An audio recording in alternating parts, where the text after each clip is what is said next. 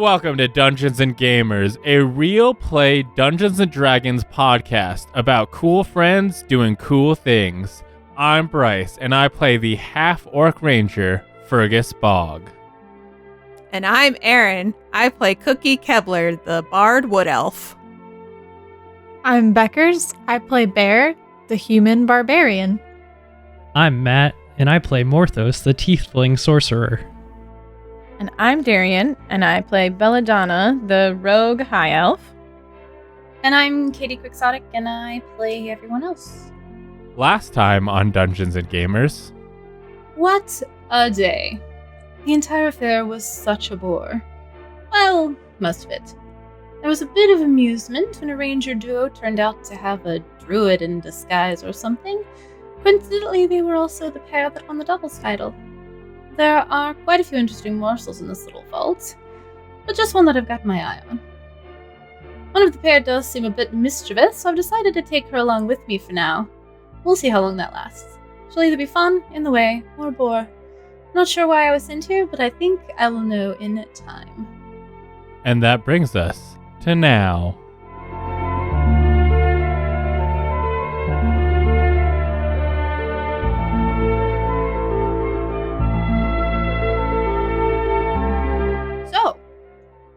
I think we will pick back up with Bear for now. You are standing in the furthest interior room of the collection that you can discern. There do not seem to be any other doors in here from the one that you entered in. Fren and another person are standing in there with you, looking a bit bewildered at an empty space where you just saw this other person take Bella's arm and step into a door that disappeared after them.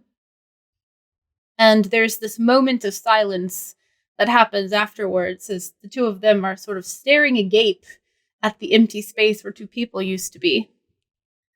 How do you react to this? I don't know her that well. We just met before the contest, and I was a bear. I don't know what's going on, so I'm just cool. Are we cool? It's all jazz, man. Deny. Right.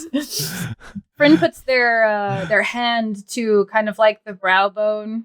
The dragonborn brow bone. Go ahead and make a persuasion roll.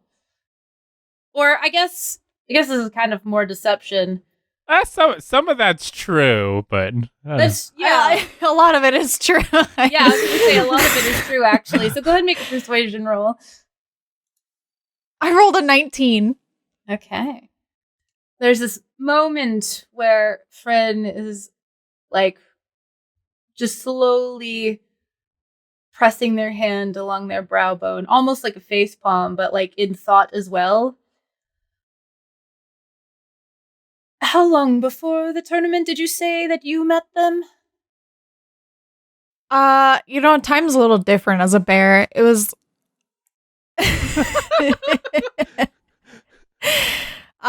there's like definitely I a few meals in there. You meal. I measured time based on food, so it was about five sandwiches ago. I don't know, man. Right, at least 8 breakfasts. I don't know. And a few baths. What was I gonna say? We gotta throw Katie off with jokes, and she can't murder us. I know. I'm like, damn it, what were they gonna say next? And the other individual? Never seen them before either? No. Mm-mm. And he looks to the other person in the room, says, you might want to go and check on that. Looks incredibly annoyed, but also like defeated in a way. And the other person begins kind of like quickly striding across the room to the exit. My elaborate plan to demoralize him has worked. Bella. What? Oh, I was gonna say like Rico has the name, but before we started recording, there was a deal of like, we still don't know who the collector is. So it's like, why is Katie calling him the other person?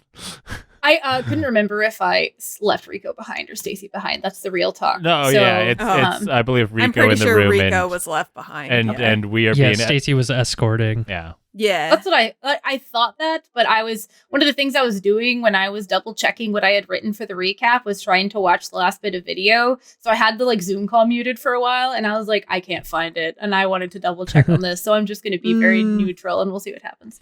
Okay, so Rico. I thought I wrote that down, but you know how my brain works. So Rico begins striding across the room rather hurriedly, heading towards the exit door. Bella, you step through this door that appears. You can't see necessarily what's on the other side, but it does seem to be a doorway. And as you are whisked through with Alotel, you step into a fairly dim room. The floors are of the same make as the rooms you were just in. The walls are of the same make as the room you were just in. There are no windows. There's a single luminous space towards the top where it seems like some sort of magic light is dimly lighting the room that you are in. And there does also not seem to be a door that is immediately apparent to you as an exit. What is immediately apparent to you is that there are copies, perhaps, of every single item in the collection in here, stowed away a bit more compactly. You see, like, not a display table, but there's a case that has several small items inside. You see a few rings inside. You see a small bag inside. It's a drab pouch. You see a small potion. You see the dryad leaf that you had seen in the other room.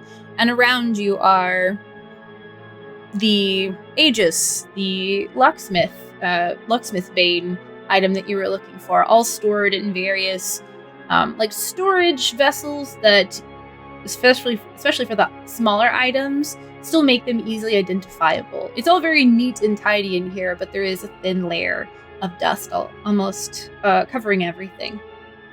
And Alotel kind of whips the hair around and says, "So, we have a few options here. You seemed amusing, and I picked up on a little bit of ulterior motives. I have a few things I'm going to take." Thought he was going to say chemistry. I was hoping he was going to say chemistry. Oh, there are various ways that somebody might feel chemistry, you know. What is it that you're looking for in here? We don't have much time, I imagine. Well, I need the locksmith's bane and a necklace. Necklace. And if I kill you, I can have them all. I'm not killing this guy. This guy could be my future boyfriend. Yeah, I was like, I'll kill him with kindness. does Bella remember Morthos tubes? Oh, yeah. I'm not going to lie. Lower priority, though. I lost a lot of papers off my desk last week, and among them were like passwords to a bunch of websites, as well as the list of all of the items I was supposed to get. So I don't know what I'm supposed to get anymore. I can help you out on that note then. Okay. Because I did have like one for every person in priority. I remember you being moderately interested in the Candle of Anti-Light, potentially the Null Chalk, Locksmith's Bane. I feel like Katie was trying to sell us on the Null Chalk. Yeah. Not necessarily. I think that was something that, like, I just didn't describe it very well. And so I, like, especially because that first room was kind of like the lesser items, I wanted to make sure you knew that this wasn't just like a really terrible item. It actually was really cool. But I think after like learning more about it, you thought it was cool, but I don't remember if that was out of character. So you may not have actually been interested in that. I think Bear was interested in the a lot of stuff actually. ring. Storm sickle, I want to I say. like the storm sickle. I like the Ring of ring there. You roses. could just pull flowers out of the air, but that's Yeah. not really. That's just because it's cool.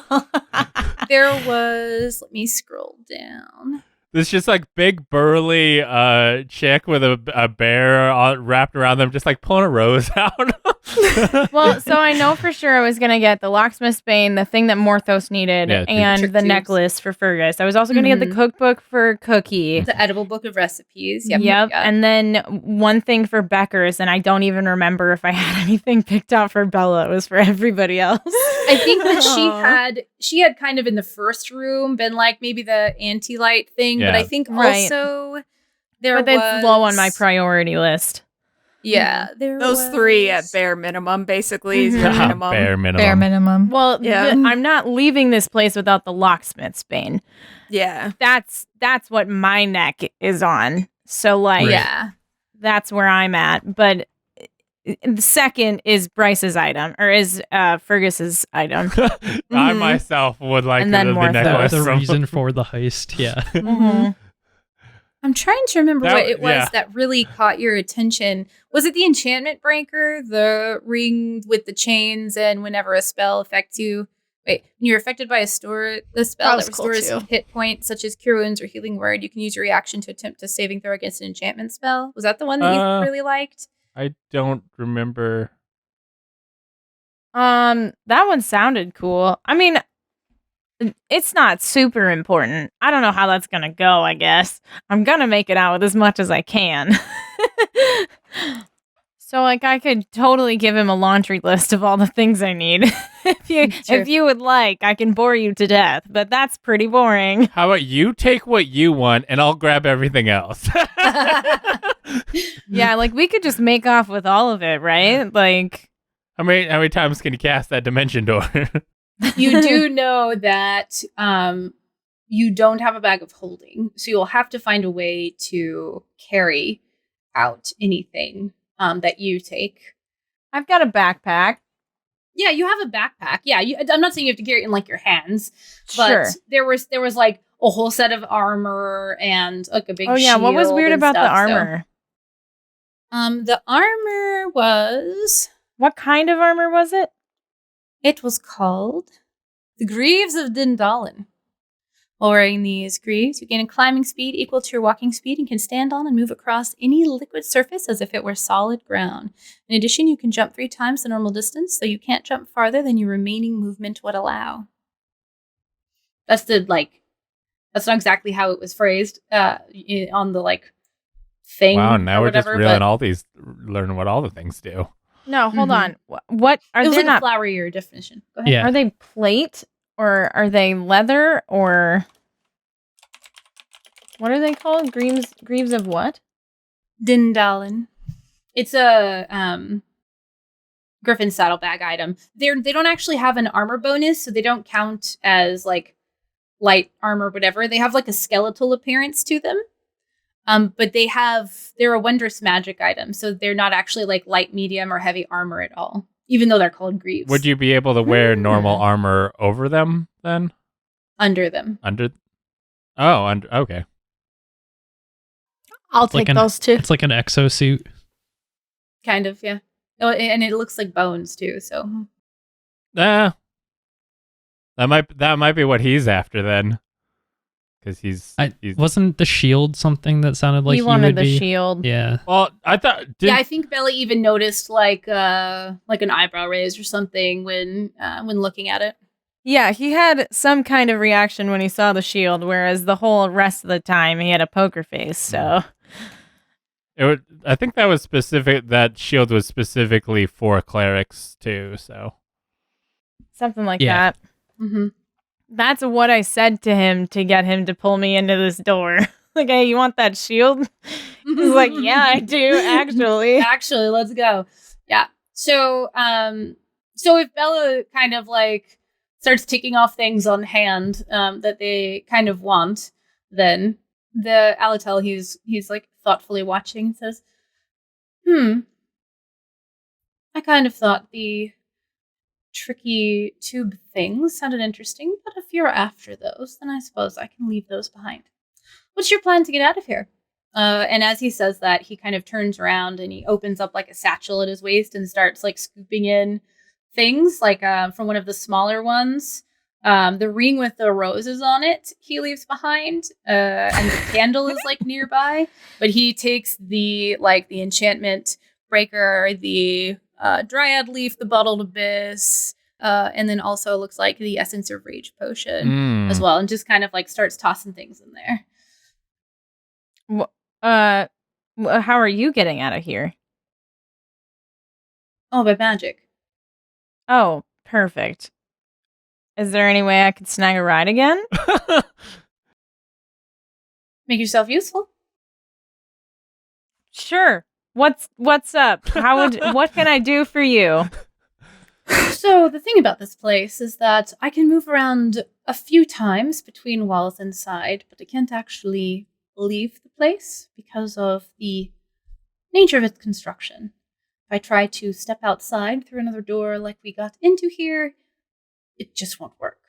I imagine I'd try to walk through the doorway and I'd bounce back out or something. I'm not really sure what would happen, but I'm not going to try it.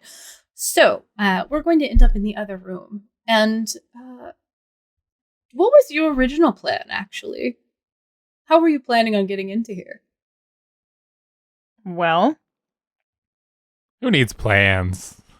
Plans are for poor people. You know, there wasn't a great one. There's this guy named Fergus, and he does. See, this was supposed to be the gold vault?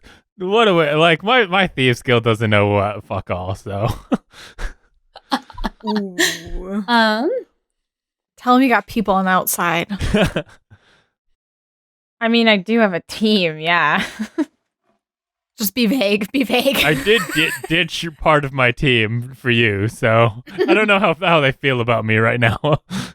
Here I am, supposed to be spreading misery and chaos everywhere I go, and yet I'm helping people. Ugh. They walk over to the, there's like a rack where the greaves and the shield, the aegis are, and the storm sickle as well. And the satchel barely fits the shield, but as he puts it in, it like disappears within obvious. So, yeah. And he just continues like basically like taking everything that he can like physically fit in there. The greaves don't look like they fold down as much as he was hoping, but he does eventually get them in there. And since you mentioned the sickle, he doesn't actually take that. So you have the opportunity to kind of grab whatever you want. And he's having this conversation as he's moving around very quickly to gather things. So what do you want to grab? And I mean, obviously I know the things you for sure want to grab. The necklace that matches the description of the one that was on display and the one that you believe to be Fergus's mother's necklace is also in the case that has the ring of roses and all that, but it seems to be in like, it's like in a case within a case, and it looks like the interior case is like its own little like glass looking lockbox. It's like you can see through the top of it to see in what it is, but it appears to be like closed in some kind of way. But you could just literally grab it and toss it in like a backpack, and you don't necessarily have to get it out right now because that's like a piece that looks like it could be picked up. Yeah, I'll take the whole thing. Okay. And I might as well take the ring of roses. If it's right there, just supermarket sweep that bitch. Start trying to, like, I'll take all the things that are my priorities, but then if I have extra space, I'll take the things that he's not taking. Like, Okay. Might as well clear them out. For real. While you're here. Yeah. I think with the space that you would have left over in like your backpack and with like little things that you could shove into pockets or whatever, the only issues you might have after sticking the candle and the big cookbook thing in your backpack, the sickle definitely won't fit. So you would have to carry that out if you're going to take that. No, I can strap it to my belt. Okay, that works. And then keeping in mind, of course, that means that someone will see it on the way out is the only thing. So if She'll that's make fine sure with they you, see that's it. fine with you. Make sure they see it. There was also the... I got a cloak in here somewhere. I'll just... Is that a sickle in Not your sus. cloak, or are you just happy to see me? Oh my gosh. I don't think there actually was a cloak. There was not a single cloak in Shoot. the whole collection. Yeah. Now, if you have your own, obviously, you could throw that on and try to like keep that hidden under it, because the way cloaks are kind of manufactured. He has swept up all the armor at this point. There was also the moon swaddled armor, which I forgot, which gives you some kind of bonus at night, if I remember correctly. Oh, boo. So you are able to grab all of the items that you described to him. He was moving rather quickly and greedily. It's almost surprising, or not even almost, it's very surprising that based on his like actions that he was willing to even kind of like share, it almost seems. But he doesn't seem to scoop up the unicorn snuggle beast. Oh, Cute, yeah. Mine. Okay.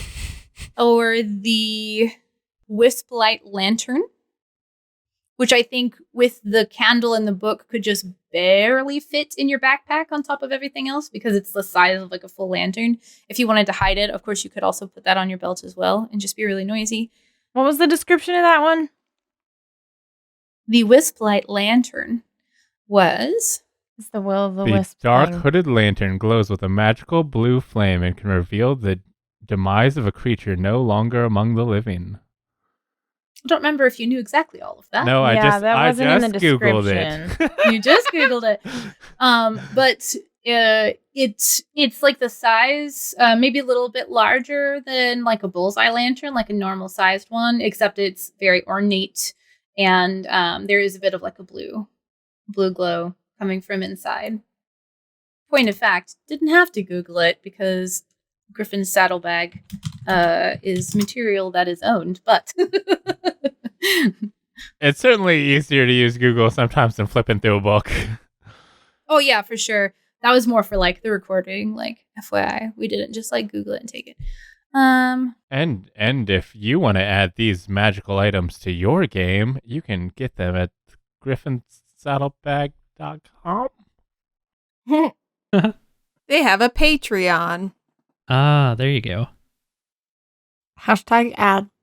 So you can Reddit. use an action to reduce the light's reach or cover it completely. So you can turn it off simply by like wishing it to do so, and it doesn't look like it requires attunement. So if you pick that up and mess with it, and you think like basically like I wonder if this thing turns off, then it can turn off. And then aside from that, what he doesn't take, I started like counting basically while he was talking. He does leave behind the hair combs, Done. and that's it. Aside from what you wanted, that's the other thing that he leaves behind. I want those two. Okay, so he's literally like you said, supermarket sweeping things into bags and shoving them in there, and you're able to kind of go behind and scoop up everything else. Once you have kind of cleaned the place out, he comes and he grabs your arm. He casts the spell that you saw him cast before again, and kind of pulls you through the doorway. And you find yourself back in the room with the violet scepter. Oh, yeah. Which is the one thing that you did not see inside of here. That was the one thing in the entire collection that did not appear to be in this room, on the shelves, in the cases, etc., etc. There weren't like crates in this room where things were like tucked away. Everything was kind of like on display in like a very normal way. It was like out in the open where you could see it, or on like armor statuettes and things like that. And he moves very quickly, like remarkably quickly. Definitely very like deft and agile sort of person. So you appear back here in the main room with the violet scepter. And at that point, we will go over to Cookie, standing outside the door. You've seen many of your friends go inside and are waiting outside, however anxiously you decide, of course. And after a few moments, long enough to start to worry, enough time has passed that it's just starting to get to that point where there's anxiety kind of bubbling up, and it's starting to, you're getting that feeling in your stomach, like oh God, like where are they at? And the door bursts open, and out comes Stacy and 2 city guards. The door is quickly closed behind them. It was opened so quickly that the person who was barely holding themselves together, standing outside, who let everyone in, is quite surprised by it. I don't remember if Cookie has seen anyone enter or exit here. I think they might have, but there's usually a bit of like a ceremony to it. Like she like saw. notifying. When Fergus and Morthos were disguised, they did go in, and she was outside because Rico's That's like, right. "You can't come in, Cherry." Yeah. Yeah. And so normally there's like communication going on. And so obviously this is just a very sort of like different situation. Things are a bit more hectic right now. Mm-hmm. They come bursting out, and Stacy is making a beeline down the stairs after closing the door behind the 2 of them. I was about to say, can Cookie try and slip her way in? But if she closed it right away, She would definitely be trying to close it as soon as the 2 guards came out. Now, if okay, so the door swings open. The person outside is a little bit startled and taken aback, turns and looks behind them and sees Stacy. Stacy takes a few steps out the door, swings it open, gestures for them to come like very emphatically, and the 2 of you, Morthos and Fergus, step out the door, and you see Cookie standing there. So if you have this thought of trying to want to slip in Cookie, and you want to try to let them know this, then you have the opportunity to do so. Tell me how you might try to either slip around unnoticed while she's kind of like very intent on making sure this door stays closed. If you have like magic that lets you like turn invisible or something like that. Or if you want to like signal to them to try to like... I think Fergus would want to get her in there anyway. So Fergus would already, if he sees her there and there's any sort of opportunity for that to happen, he would be looking for an opening or just on his own. So she doesn't necessarily have to like signal. He would like see an open door and go like, hey, this is literally, I'm trying to get her into the collection. So Okay. So what I imagine happening is Cookie's having this intention of wanting to slip in anyway, and you 2 step out, and there's that moment where you look at each other and you just kind of like know that you're wanting to trade places. Yeah. Yeah. That's kind of how I pictured it too. Okay, sure, yeah. And stop me at any point if you want to like react to the environment, obviously. So what actions do the 3 of you take then at that moment? Morthos, if you want to get involved, like if you've had this thought as well, to try to orchestrate this, because Stacy is moving quickly. She is walking with purpose. She has gestured quickly. And as you're like starting to walk out the door, she's holding it with both hands ready to kind of close it, is where you're at currently. So what could you do in the next few moments? I think Fergus is gonna like look at her, quickly look at the door. That I think he's trying to like take a half step too long in the door to like hold it open, as he does, and then he like quickly taps on his leg to signal Rascal to bark, and he like gestures out towards the casino floor and is like, "What's that?" and hopes to like gather their people's attention away from the door with that move. Okay. Let's see, to distract in this way. Let's do a couple of things. Do a sleight of hand to see if you can tap without her noticing.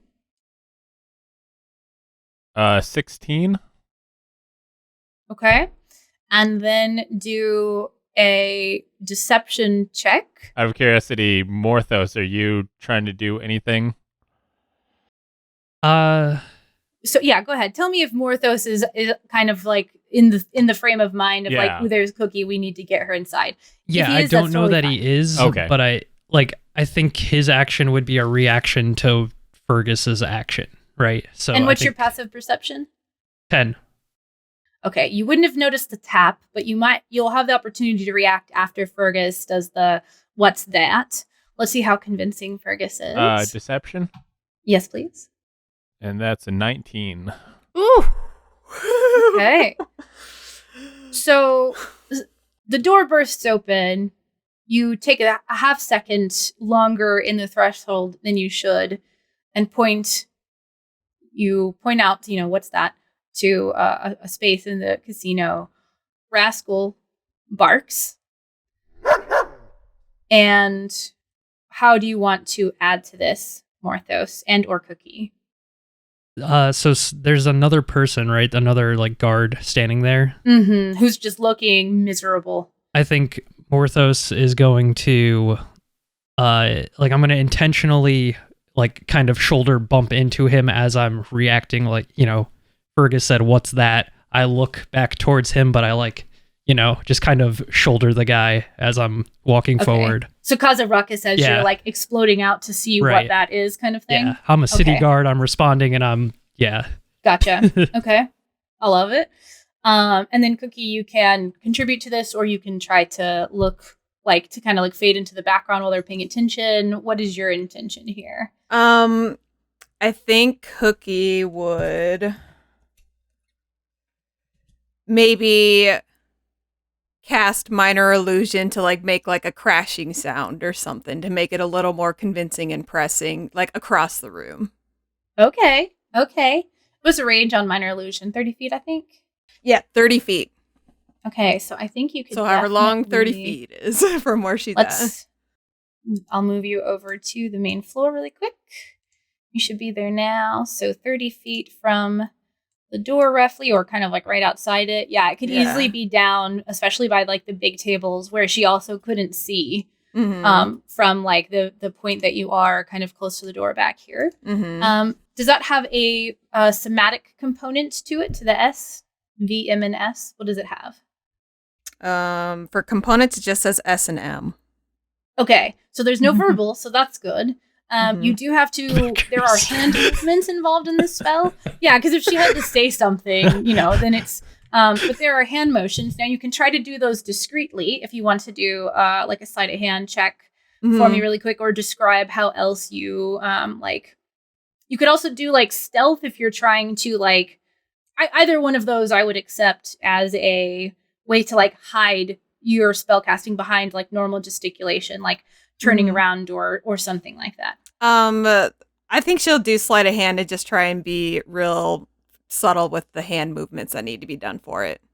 Okay. I kind of picture the hand movements being something like the magicians, they have the like yeah which like looks weird, but it's a deal like you could kind of like tuck that behind your butt. She got a 9. So Fergus points. Morthos comes bursting out. The guard that you shoulder check just kind of like smacks against the wall and winces, and then they double over and kind of grab their stomach, and there's a little bit of like a sound. There's no actual vomit, but they definitely like are having a hard time over there. Stacy looks to the guard, looks out where Fergus is pointing. There's the sound of, you said something like crashing, like breaking. Yeah, like that. Like glass or like wood. I was thinking wood. Wood, okay, like a table or a chair or something. Yeah. So if she is standing like right here holding the door that swings, oh no, the door goes inward. That's right, actually. The door goes inward. So she has like opened it up and stepped through and was waiting to close it, and you two have burst out now. She'll have to turn and like reach in to pull it. So since the door isn't actually in your way, and like you'd have to step around it way, you can at this point, she has looked in, like she has seen that you are there in general in this space, right? But she has now drawn her attention like straight out to the floor. So if you want to try to like melt into the background and slip in there, unaware to Stacy and to the having a really bad time guard, then you can now make a stealth check. Or tell me what other method in which you would want to do it. No, I think that's exactly what she wants to do, yeah. Okay. What's the name of the sick guard? Aphelios. Aphelios. Oh, old Alfie. God, can't hold his brownies. Cookie got a 14 on stealth. Okay. I think Morthos would say something like, "Look alive, man." Or something when he- Get it together. yeah. There's something going on. Could any of these actions give her the help give her advantage? You know what? Yeah, actually, go ahead and roll with advantage first of all. Yeah, do that. For just stealth? Yeah, for the stealth. Okay. I meant to say that and I forgot. 17 for the second roll. Okay. So you seize this opportunity. The one guard has kind of been pushed against the wall and they're kind of doubled over and looking away. The bodies of Fergus and Morthos are interposed kind of between you and that guard who's kind of against the wall here. And Stacy is off to this side. So since you were kind of out here waiting, you take this opportunity and you try to slide in between basically Fergus and Morthos. That's the pathway where you're not walking by directly either of them. And as she's looking out and she's attent to this, there's these few seconds where you're able to slide into the door. It doesn't seem like either of them have noticed you just yet. And you can curve around to the other side of the door, basically flip around behind it so that you are in the room inside where the collection would be. Mm-hmm. And Stacy looks back to the door, grabs it, yanks it closed. And that's the end of what you see. And now you are standing in this foyer that doesn't have anything in it but a light and several open doors. Okay. Fergus and Morthos, you knew what was going on. So you were obviously trying not to draw attention to Cookie, but were trying to also help her get in. Yeah. And she has slid between the two of you, and Stacy doesn't seem to react when she turns to close the door and strides across the room to look down over the banister really quickly. Fergus definitely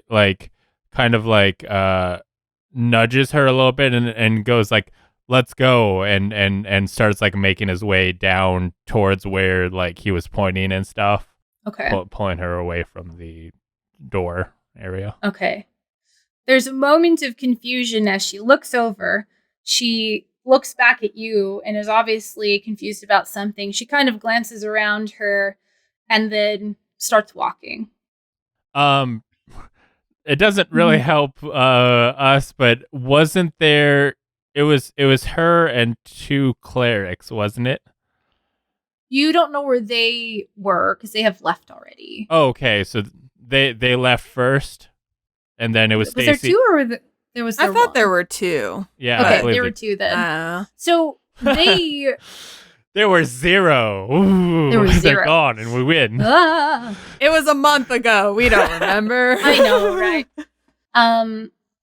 So they, I believe, were there initially in the first room, and then as the tour went on, they separated themselves from the rest of the tour. Okay, I thought what you had said last episode was that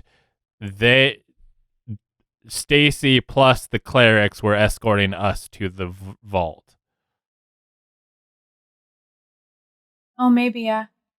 I knew it was different. So they started out of the room with you last episode. Yeah, I mean, they could have been the first ones out. If They did not, when you emerged, so there's a thought. By the time you reached the front door, they were no longer with you. The door, to the casino. Okay. So where they have gone in there, I guess if you were paying attention to where they went, go ahead and make a perception check, both of you, retroactively. Sure. 21. 4. Oh, God. Okay. Morthos always be in the dark. He can't see very good from up there. Yeah. Okay.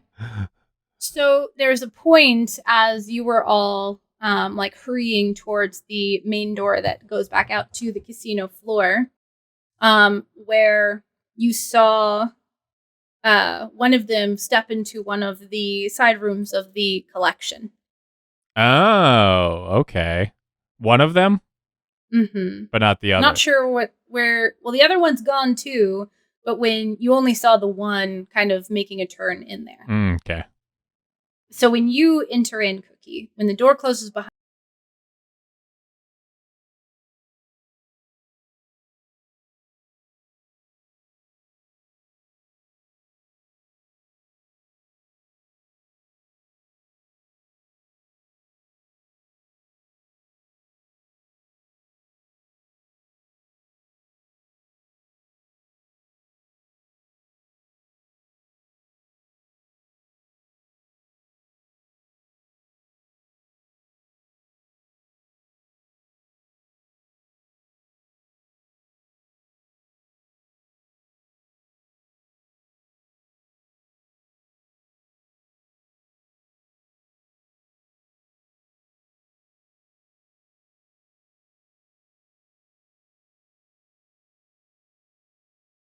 and you still don't see anyone.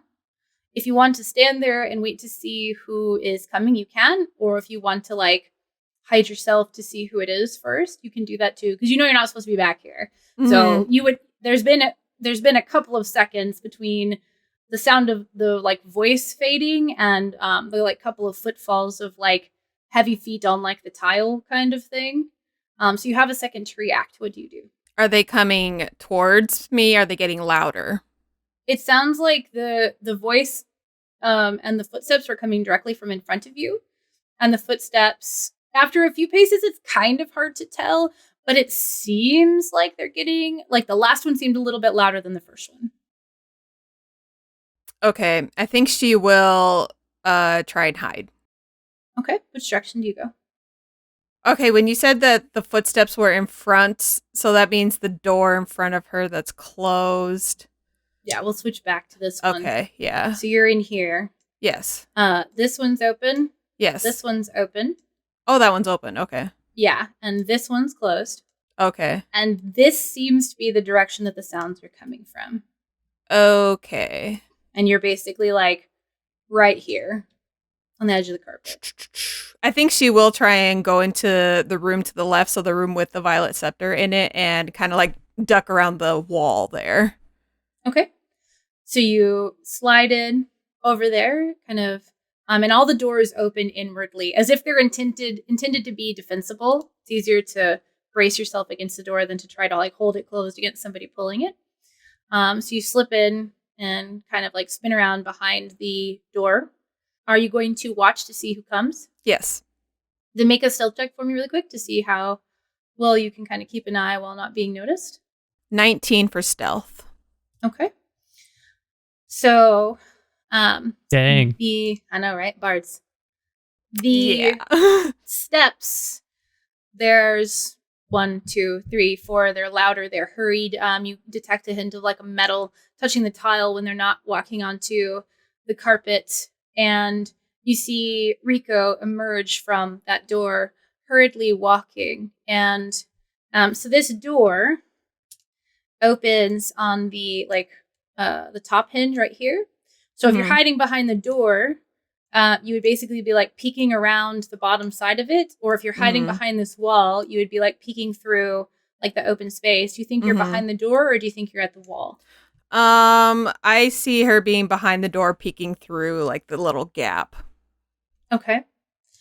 So you see Rico emerge. He takes 1, 2, 3 steps. He's about halfway across the room, and he stops and looks over in your direction. How do you react? She freezes and does nothing. Rico can only see you if you move. Yeah, if it's like deer in headlights, like His visual acuity is based on movement. So he stops, he freezes, he looks in your direction, and there's this moment where like you can tell that he is like looking into your eyes, basically, like not like looking into your eyes, but like you make like a second of eye contact, and he just kind of like looks forward and keeps walking out the door. oh my god, what the fuck? Rico unfortunately rolled a natural 20 on his perception. Yeah. Oh, And since he's on high alert, he's watching. So he saw you. I was thinking it was like the floor alarm lines or something, and it was like he knew. Because she didn't move she didn't move the wrong direction for that. So she stepped behind the door. So she was in the like space that you would have to be able to walk through to get from the door to the carpeted area and the like, and stay inside the line kind of thing. He happened to roll a natural 20 on his I'm on alert walking on my way out perception check. But he seems to have left. Yeah, it's like he just left me there? Yeah, the outcome of that is that He remains likes to be seen. you. Nope. I don't know how to make of that, but Cookie is just going to be like, okay. Did he leave the door open? He closed the door. I meant the door he like came out of. He did close that one. That door is still open. It is still open? Okay. Yeah, he walked out the main, like the entry door. He walked out that and like slammed it closed on us. Okay. It was a very hurried action after that. Oh. Like the pause was just a second. He broke stride for a moment. He looked over and you got the like the very distinct feeling that he's looking directly at you.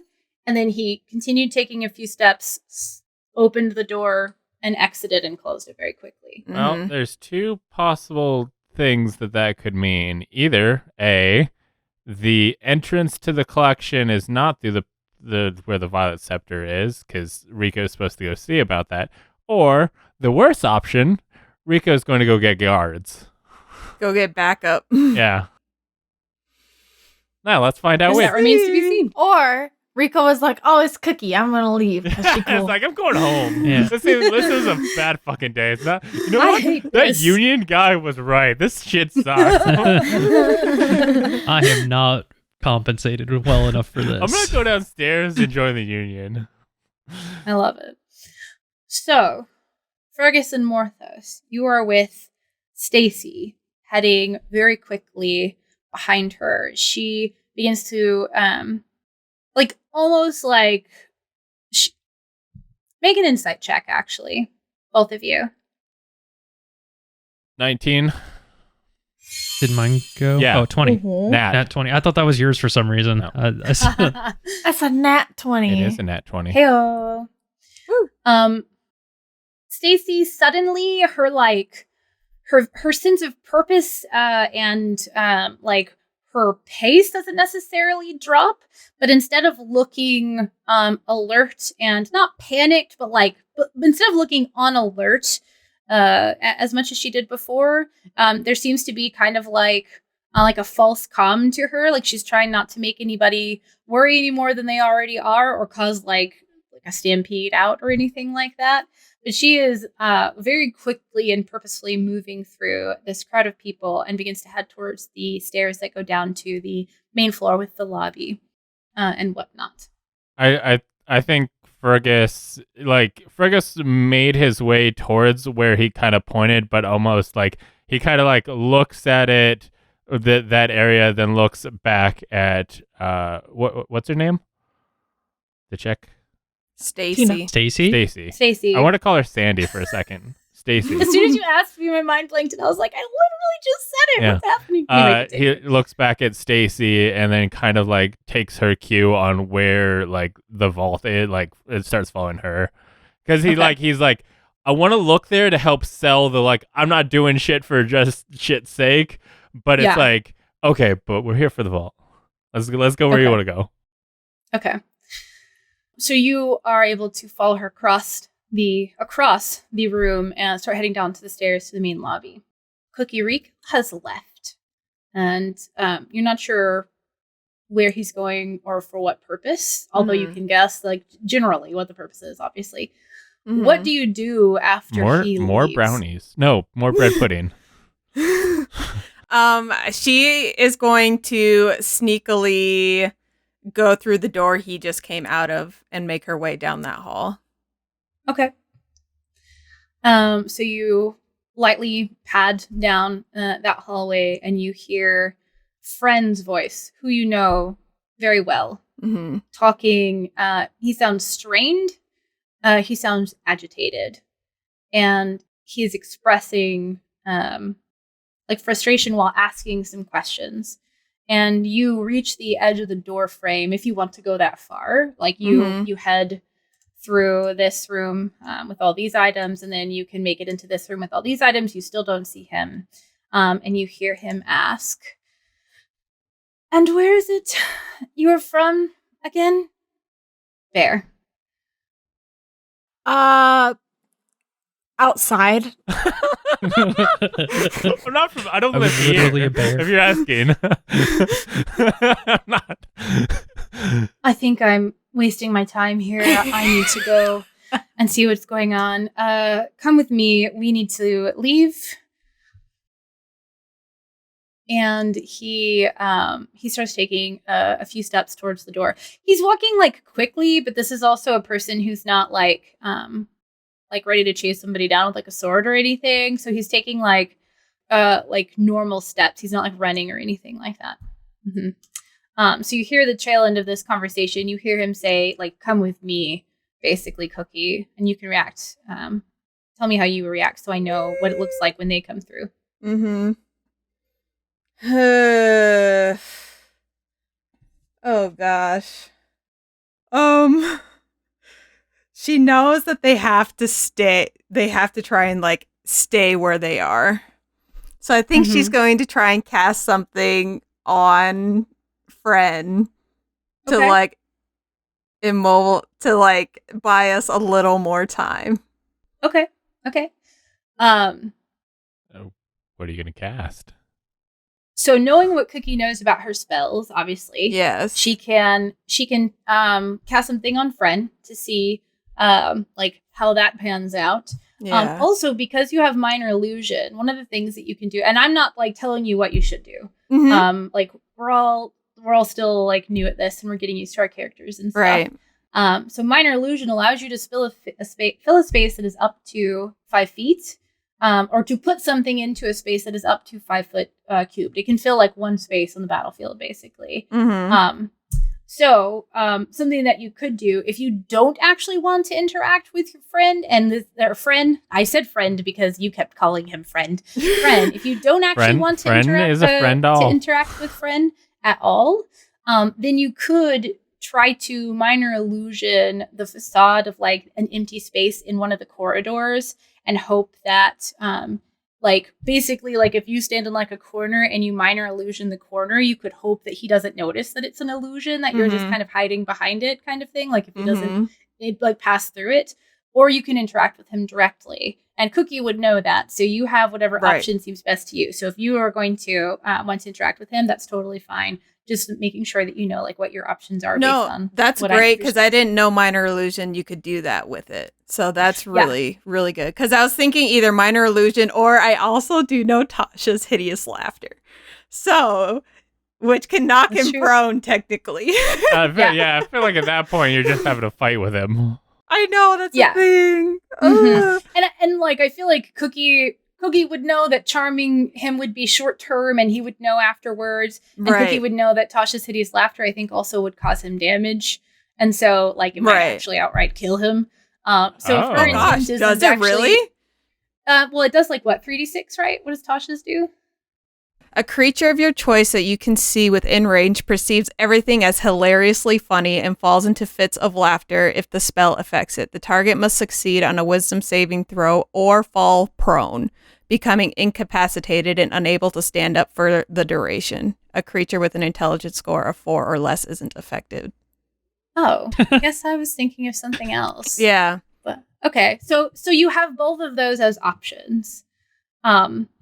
So if you want to try to position yourself in a way where you see him before he sees you and try to cast the spell so that he doesn't necessarily know the like origins of it.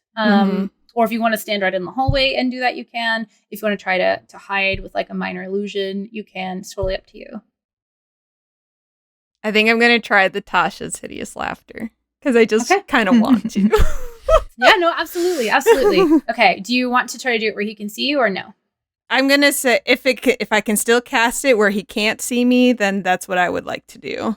Yeah, because the each door obviously has like a little bit of a side to it. So if he rounds the corner and starts walking out, like there's going to be a point where a part of him is coming out the door, hand, arm, whatever, before he can actually see around like the side of the door.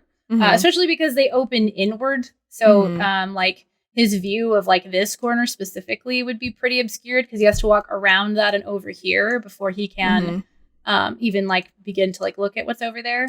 So if you want to do it without seeing, then we'll assume that you kind of slide into that corner, knowing how your spell works and seeing the like line of sight here. Okay. Critical thinking kind of thing. And go ahead. So I'm making a wisdom save. Yes. Right? Yes. Okay. What's your DC? It says the attack save is wisdom 12. Okay. So you cast a spell. And you feel the magic like make a connection with your target, and you feel the link break. Roll a percentile die for me. I rolled a 66. And Bear, what's your passive perception? My passive perception is 9. Okay. I'm not a So- smart bear. There's this moment where Fren, walking out ahead of you and having gestured for you to follow. I assume you follow Bear, right? Still trying to kind of act dumbfounded or what have you. Yeah. Fren is walking with a brisk pace, like poised but with a brisk pace and looking very frustrated. They start to round the door that is open inward, and they stop for just a moment and look confused and turn and look at you and shake their head and like quickly peek around the side of the door. And you have just a second before you see the body stop moving, like Fred.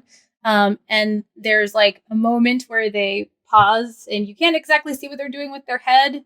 But then they come and they look around the side of the door. You wouldn't be able to get far if you tried to move. So if you just want to stand there, then you can look however you would like to look, like surprised, afraid, whatever.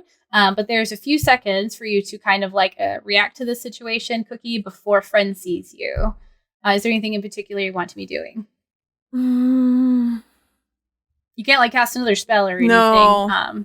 It's more like body posture or something. Maybe like a bonus action if you had something you wanted to do.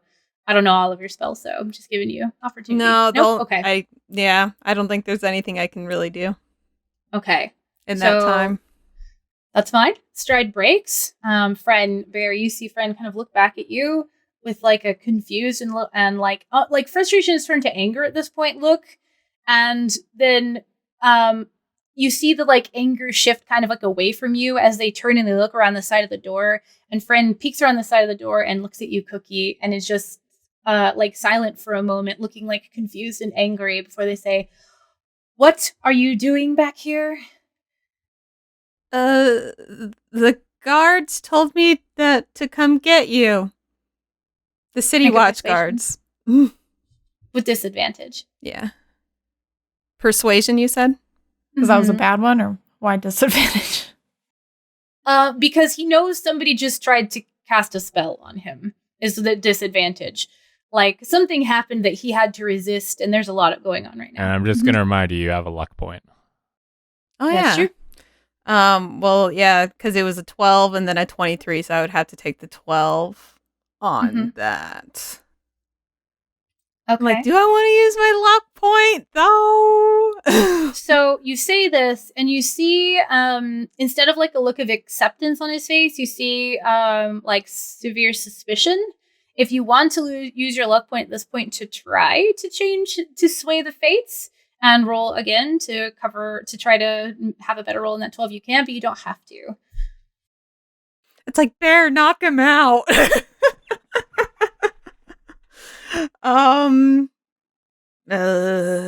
Absolutely don't have to. Yeah, up to I you. guess I'll use it. Might as well use it. Like, Okay. I've been holding on to it for a bit, so And it's going to hold on to it till the final boss fight. forever. So I just get one more reroll. That's all. Yeah, just roll one Okay. more time. It'll take the place of the 12. A dirty 20. Okay.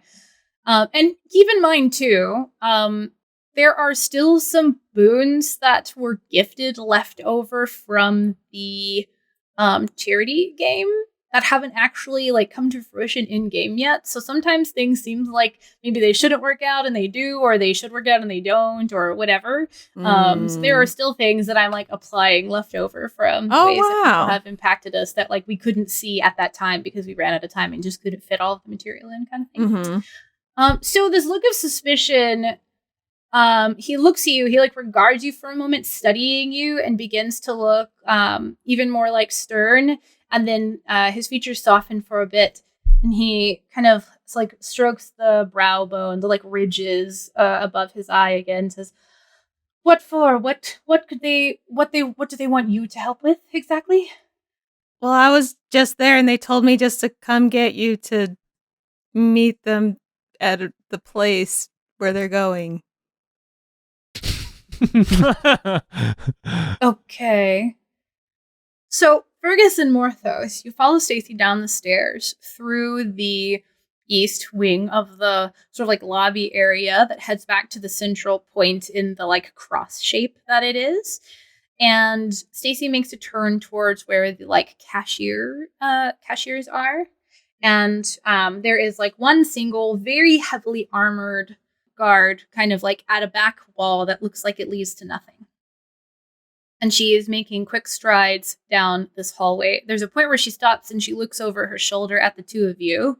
How closely are you following her? I think like I'm just like a step behind her, like I'd say trying to keep pace. Yeah, I think it's like I'm trying to match her with level of authority while still not knowing where I'm going. Okay. She looks over at the two of you and she does like a head nod, like follow me. And she starts making, she kind of like picks up the pace and starts kind of like jogging a bit. And it looks like she's heading straight towards the wall.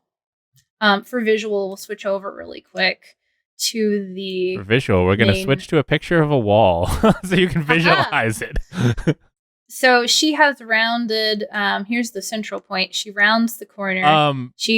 I want to clarify, the strikers, the Union people, should be in this zone. The strikers were kind of trying to push their way in, but right here is a whole crowd of people who were celebrating Bear. So you enter into a similarly like raucous scene. It just looks like a mob. It's kind of hard to determine who's from who? her point of view what is even going on here, but she's on a mission at this point. From her There's perspective, just like chaos at this point. Yeah. The whole thing is chaos, and from her perspective, somebody who seems to be knowledgeable and with the guard and not sick is telling her that something's wrong and she might have help, right? So she continues down the back of this hallway, like we're not her new breaking best stride. friends. And she stops for just a moment right here. She reaches up and places a hand on the back of this like guard or what have you. And you both of you go ahead and make a quick perception check. Oh my god. Both of us rolled a nat 1. I got a 3 total. And Nat. Uh-oh. I got a 1. Natural. Perfect. I went from nat 20 to nat 1. Also, just for shits, I rolled a perception check for Rascal. He got a dirty 20. Oh, good to know. Good to know.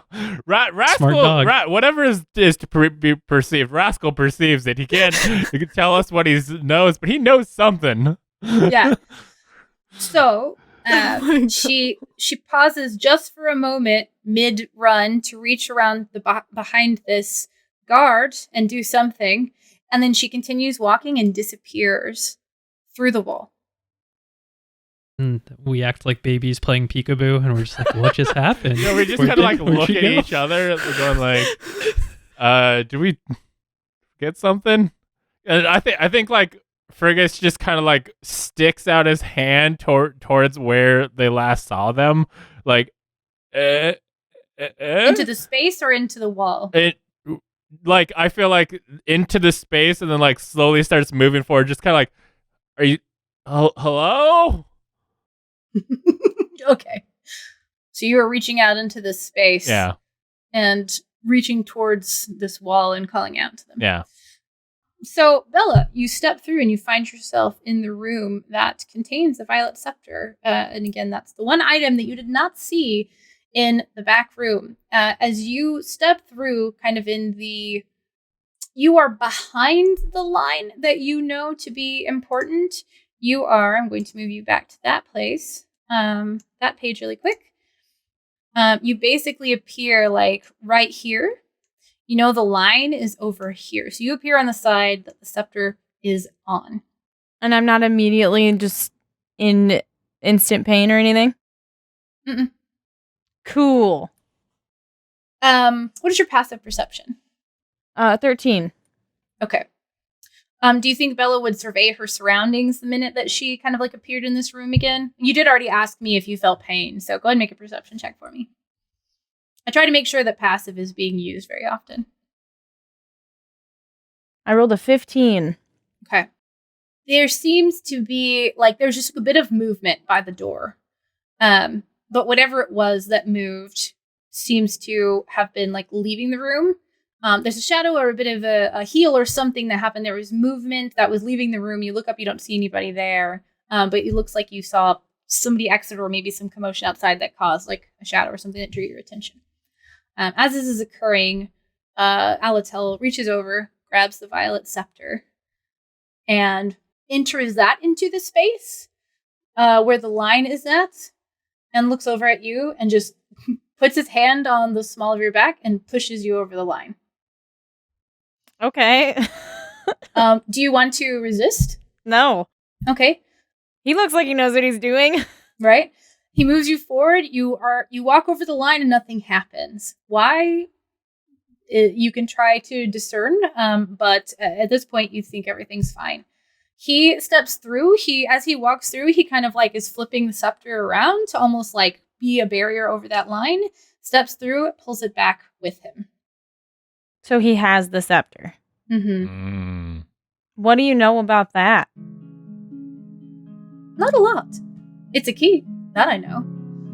He reaches over, like, behind him, kind of like while looking at you still, and not even looking at where he's reaching, passes over the line, and, like, holds it near the wall at that space where you saw that, like, something was weird, right? That's kind of, like, right in front of where you appeared, and you knew something was up with it, but you couldn't really tell, like, what, and he holds it by the wall, and, like, it's unclear whether he's like actually doing something or just holding it there, but that's the point at which there's like a separation, as if like a false wall that was like locked and held into place kind of like breaks seal. And you see like a crease or a crack, like a very slight one, appear up in the wall. And he just kind of like, wild. I know it's a key. I don't know what else it might do. He stuffs that into the bag of holding, where like the handle is all the way in and the actual scepter part of it is just kind of like poking out to the top, and he starts making his way to the door. Are you trapped in here by your deity, or am I going to be met with the same resistance that you would be leaving the building? Oh, I think it's just magic. I'm not like some vengeful spirit or something. He has some sort of protection. I don't know. These things are quite valuable. A lot of them are, anyway. Some of them are the a bit trash, collector. You're talking about the collector. Yes. Well, anyone who has something of value is going to. I mean, I'm pretty amazing, but there are people more powerful than me, and being able to move between walls is something pretty common for a caster. At which point, every person in the world's entire treasure would be subject to thievery constantly, unless they could protect teleportation. So where are you going? Out the door. We have to walk out the front door still.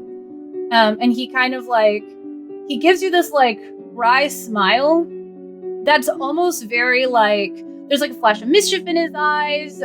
It's obviously like a very rehearsed smile, and it's very like attractive. The curl of his like the corners of his lip curl up, and he has like very nice teeth.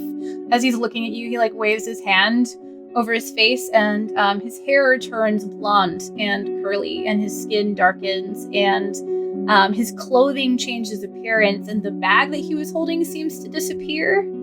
Do you know any spells? No, just message. Okay. There's definitely some sort of magic going on. Definitely some sort of magic going on. Oh, and his eyes turn a violet color that matches the scepter. And he kind of like points to it and like winks at you and starts heading towards the door to exit to like the foyer. Spending a little bit of time with him, if you're not super familiar with magic, it's not necessarily clear what kind of power it takes to do everything he's doing, but he does seem to be very knowledgeable and skilled. High level. So much so that, yeah, he perhaps might be a higher level than you, if we were to speak mechanically. If this was some sort of game, you might have leveled up at some point. He begins striding towards the door. Is this something that like Bella would be impressed by? He's definitely like not trying to be impressive in like a it doesn't look like he's particularly trying to be like impressive to you specifically, more like he generally enjoys like make an insight check. Actually. All right. He's the gentleman thief from the hit anime My Hero Academia. I rolled a 14. He looks like he's maybe a little full of himself, but perhaps less being full of himself, more very like self-assured, and he's quite enjoying what's going on, and he certainly enjoys provoking people. Well, he's definitely confident. Yes, absolutely. And that's definitely attractive. So Okay. So he takes a few steps towards the door. He turns and he reaches like a hand back for you, like finger wavy to like reach out for your hand kind of thing. I'll grab it. Okay. And he starts to sweep you towards the door. He pauses for just a moment, listening. Belladonna seems to have completely forgot that she was here with a group. And Yeah, she's just like, where are we My going? group's not in this room. yes, Yeah. but it's a deal of like, shouldn't you go help find your group and figure out what's going I on? don't know. I think I mean, there's Fergus would only be one way for falling her for to this get guy out here. too. Yeah, I've been in here before. I know there's another room next, and I know there's a bigger room after that. Like, there's plenty of time to find the group. Oh. I don't know where they are, but I know they're not behind me, so I might as well continue following the cleric. And he rolled a 23 on his persuasion check. Mm. And he's being very I'm- charming. He's definitely very cool. attracted to him, so like, let's go. Yeah. So he What pauses for group? just a moment. What a Yeah. group. Listening at the door. And he he takes your hand and he kind of like flips it around where he's holding it like this and kind of pulls you back away from the door a bit behind him and does like one of these, right? So For the audio listeners, she did it. She put her finger up to her lips like a whispered signal. going back to Cookie and Fren and Bear, there's that moment where Fren is like, I don't know what you're doing here or why they sent you, but let's go. Okay. Cookie, if you are trying to like, you do see, as he takes a few steps forward, like Bear coming around the like way behind him. So if you want to try to do like a look at big weapon, look at Fred sort of thing, you totally can. Because I know you had that like Bear, knock him out kind of thing. So if you want to do something like that, you can, but he has stepped in front of, or he's like walking towards stepping in front of you with the intent of leading you two out. Okay, I think Cookie would let him step in front of her, and when Bear comes around the corner, she'll like be standing side by side of Bear, and she'll kind of look and be like, grab her hand and just kind of like do a knock him over the head symbol. Because Cookie has like a -1 in strength, so she can't do it. So All right, Okay. Bear. Okay. Bear's gonna punch him in the head. Okay.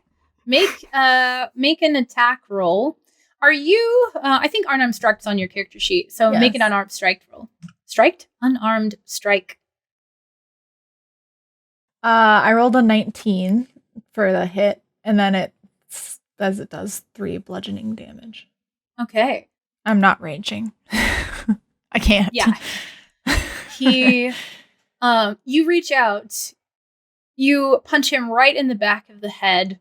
There is a connective sound that you can hear as well, Cookie. It doesn't sound like the shattering of bone or anything, but this very sort of like prim and poised and frustrated and quick-moving dragonborn knees buckle and they fall over forward. Kind of hand goes up. One hand goes up to the back of the head and the other one hits the floor.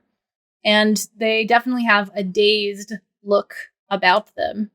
Knocking someone out with a punch is something that's kind of like Hollywoodish, but in a world like this, when you're doing like 3 points of damage to a person who probably doesn't even have 3 like hit points, and these are like, it's blunt force at least, it's not like you're stabbing them.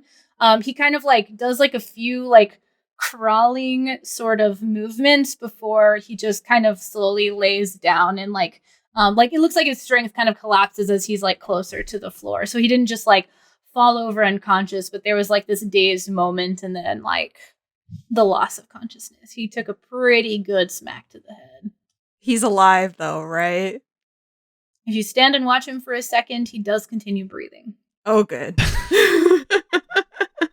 Cookie's like, oh no, I took it too far. I made her kill a guy. And unless Bear intended on killing him, you can choose to hit somebody and not murder them. And I assume, like, because you chose to punch them, not like impale them with your greatsword, unless your intent was to murder them, then this was like a hefty punch intended to knock someone out. Okay. Who you see as being like weak, like a weak, like prim person, if that makes sense. I think, hold on. Let me check my inventory super quick. I was like, do we have any rope to tie him up? I don't want him coming back later. Sure, like, I'm thinking too. Everybody starts with rope. Yeah, I think so. Yeah, I have. It says I have 50 feet of rope. Okay, that's good because I don't think I do. So let's tie him up. Was I he wanna the hog tie guy who him. was unlocking doors? Fren? Yeah. Mm-hmm. Okay. So he's got. I want to tie him up and rob him. Grab him? Rob him. Whatever he's got. Oh, rob him. Okay. Yeah, sure. Okay. So if one of you has rope? Yeah, I do. It seems like I can Bear use my has rope. rope. So Apparently, it's okay, in there. Perfect. Yeah, that makes sense to me. Okay. Okay. So you reach back, you find some rope. You're able to. What is your dex score?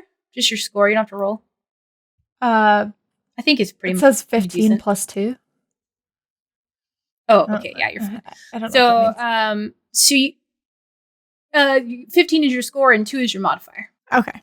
So, so you're a person who has like swift enough reflexes and like good hands and things like that. Like you can easily tie restraints that somebody can't like quickly get out of, sort of thing.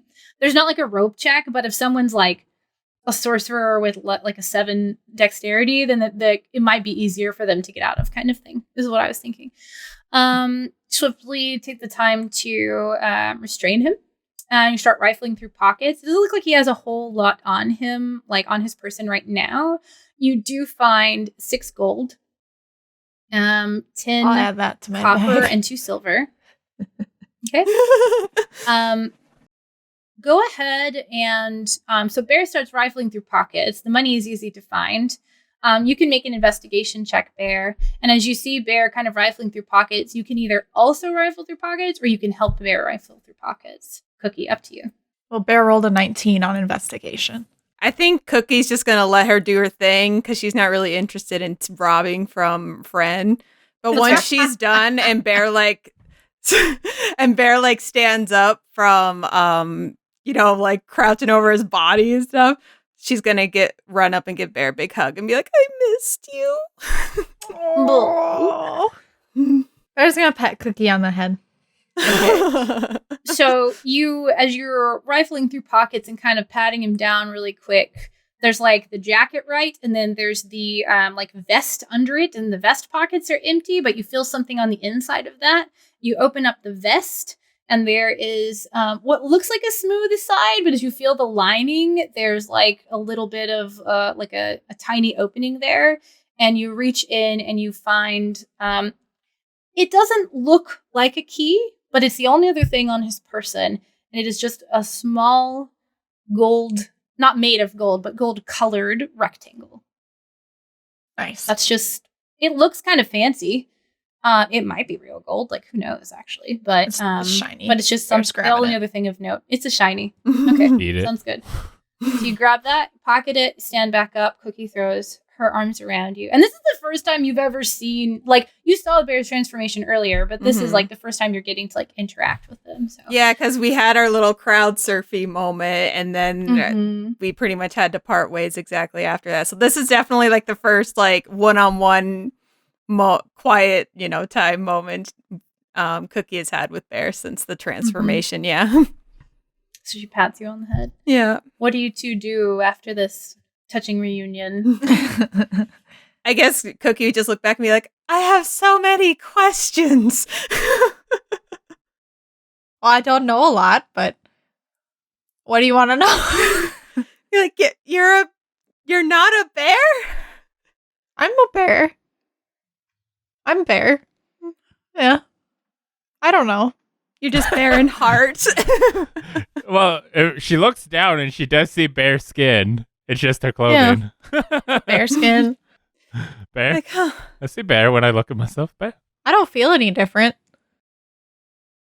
Oh, well, that's good at least. Have you seen the necklace at all?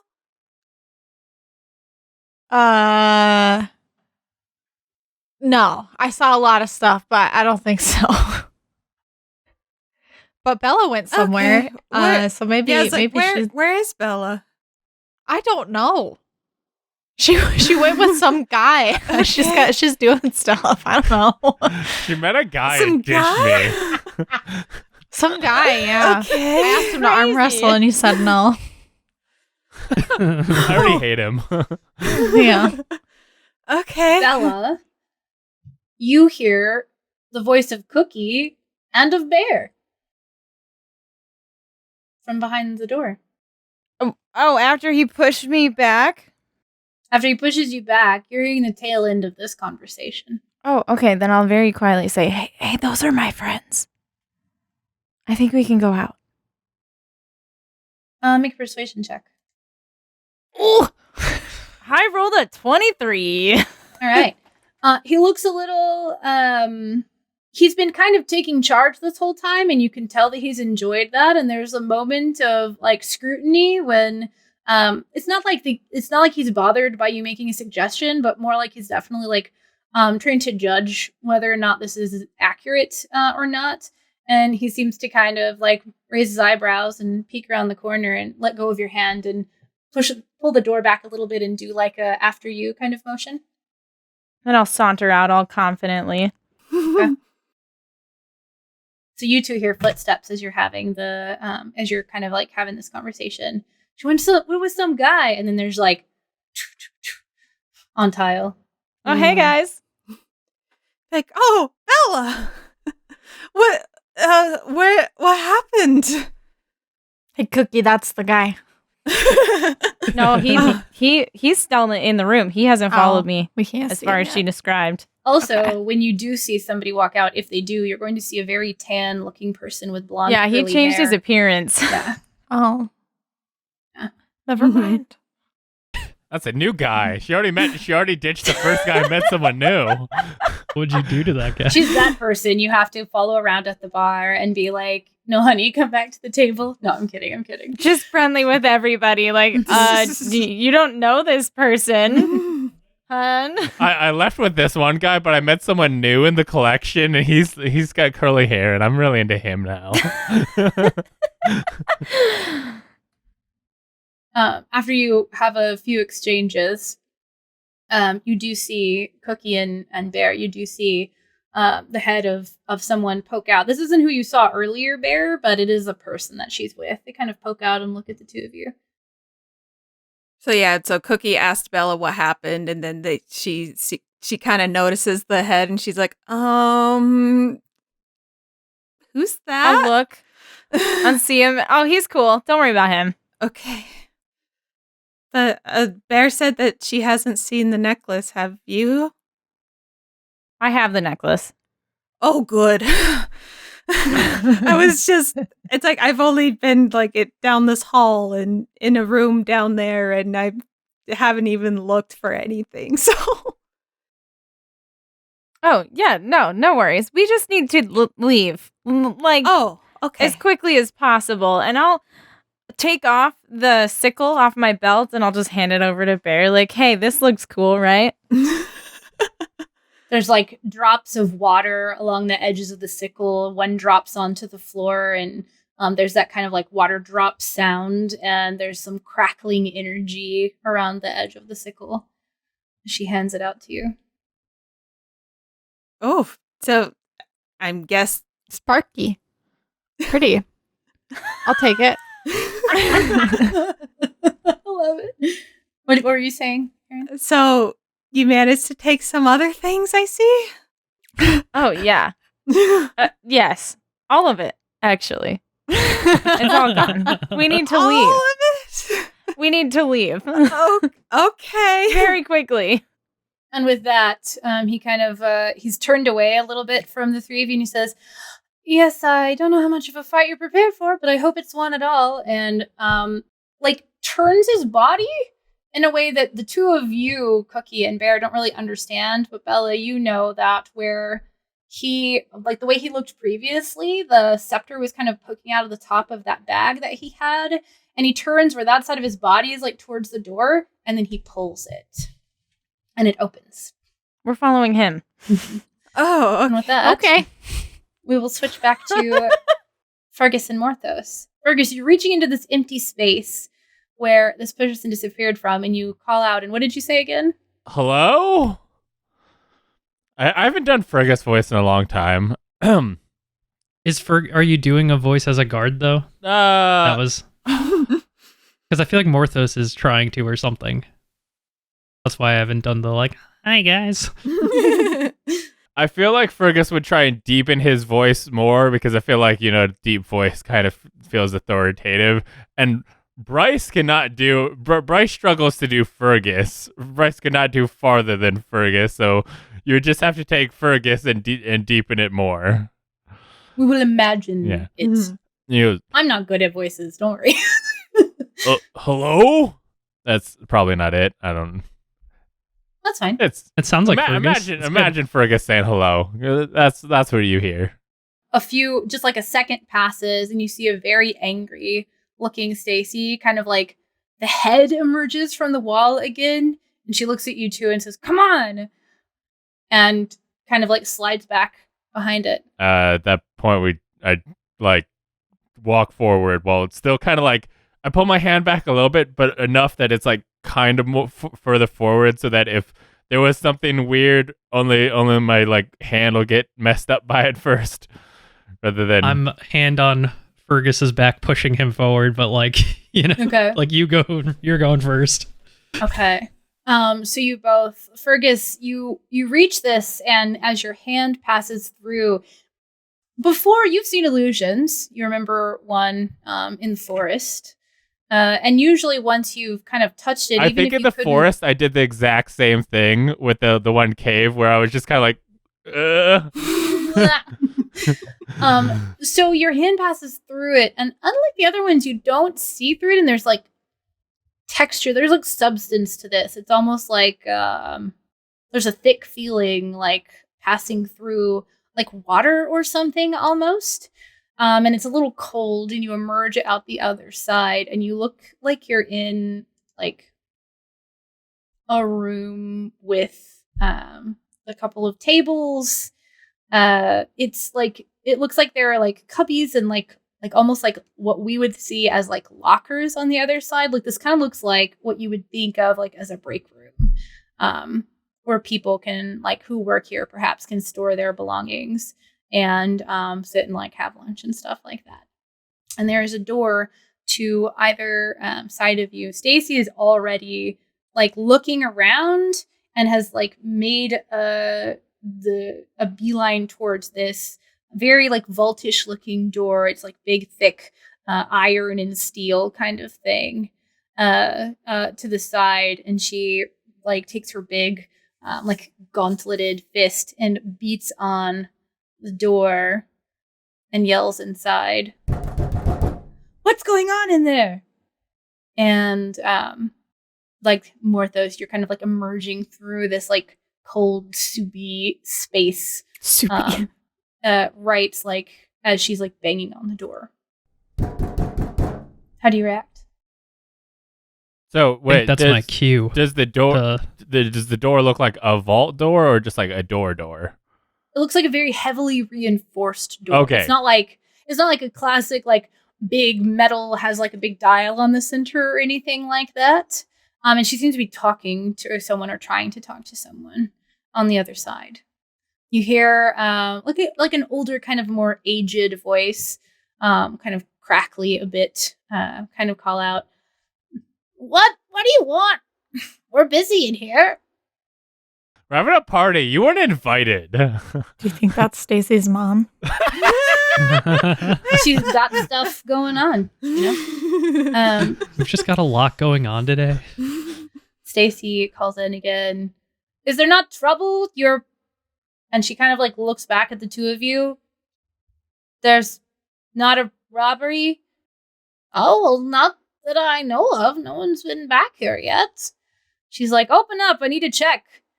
And I think like as she looks back at us, I kind of like I take a breath and I'm like, are we sure that's actually them? Kind of like lending like, maybe we don't know what's happening, you know? Is he talking to He's talking Stacy or to Morthos? He's talking to Stacy. He's talking to Okay. Stacy to go like, because they're like, oh, nothing seems amiss. Going like, maybe you're not talking to who you think you're talking to. Make a deception check. The option 16. I said open up. Okay. Give me just a second. And there's like clicks and gears turning and the sound of like heavy metal, like gears grating against each other for probably like 2 solid seconds as something is being turned.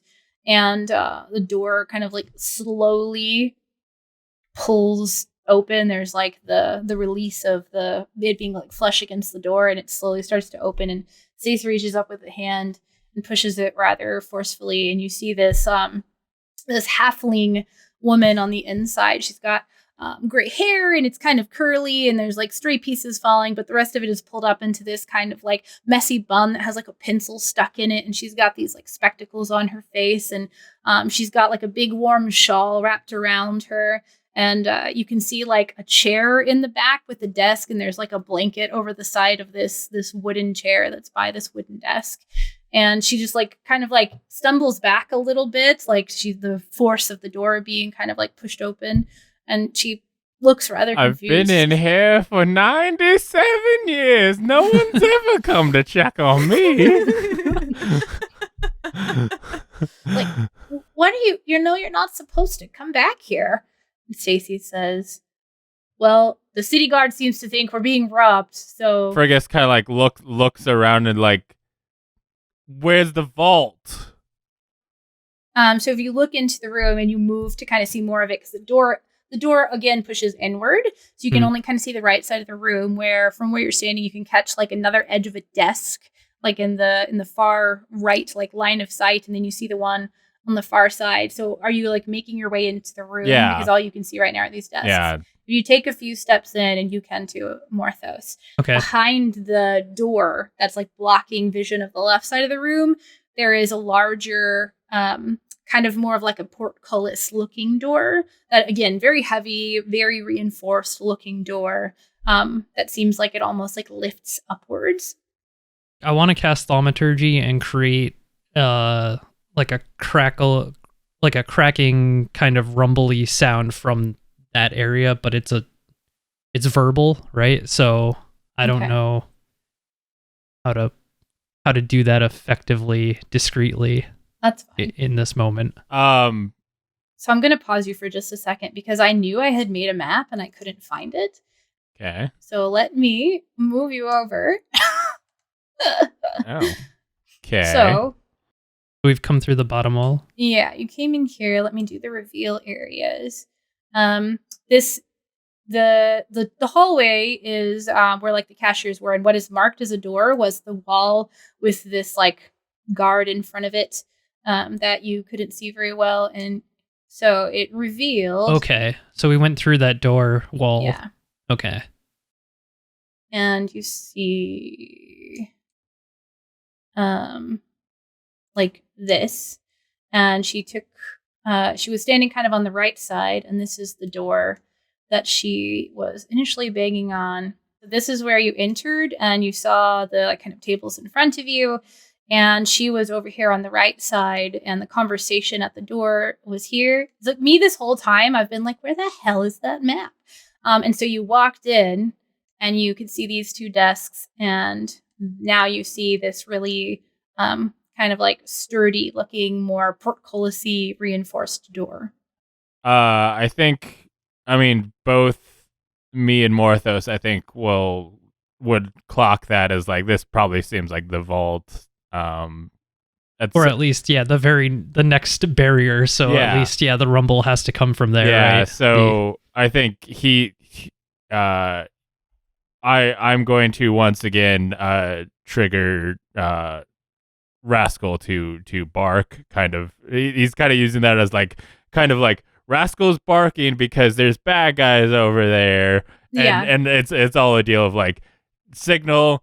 Hey, we're going that way because this is the signal. Bad guys over there. We're gonna go deal with it. Are you going to wait for the bark until after Morthos does something, or are you going to do it? I think I'm going to do it first, especially if I know that thaumaturgy requires verbal. He's going to try and use that as cover for him to do so. Okay, so you tap on your leg again. Rascal barks. What do you do, Morthos? I try to discreetly cast thaumaturgy, creating I feel like a cracking or crashing sound, and try to put it on the other side of that door. Okay. Yeah. So, what components does thaumaturgy have? It'll have V, S, and or M. Just V. Just V. Okay. So if you, it might be a little hard to hide it exactly behind a dog bark unless you're paying attention and know the signal for the dog bark, but it can at least be a distraction. So go ahead and make a stealth roll type of thing to see if you can like quietly like say it where they can't like see you doing anything or hear you doing anything. It's like a sleight of mouth. A sleight of mouth. Yeah, I got a 14 on the stealth. Okay.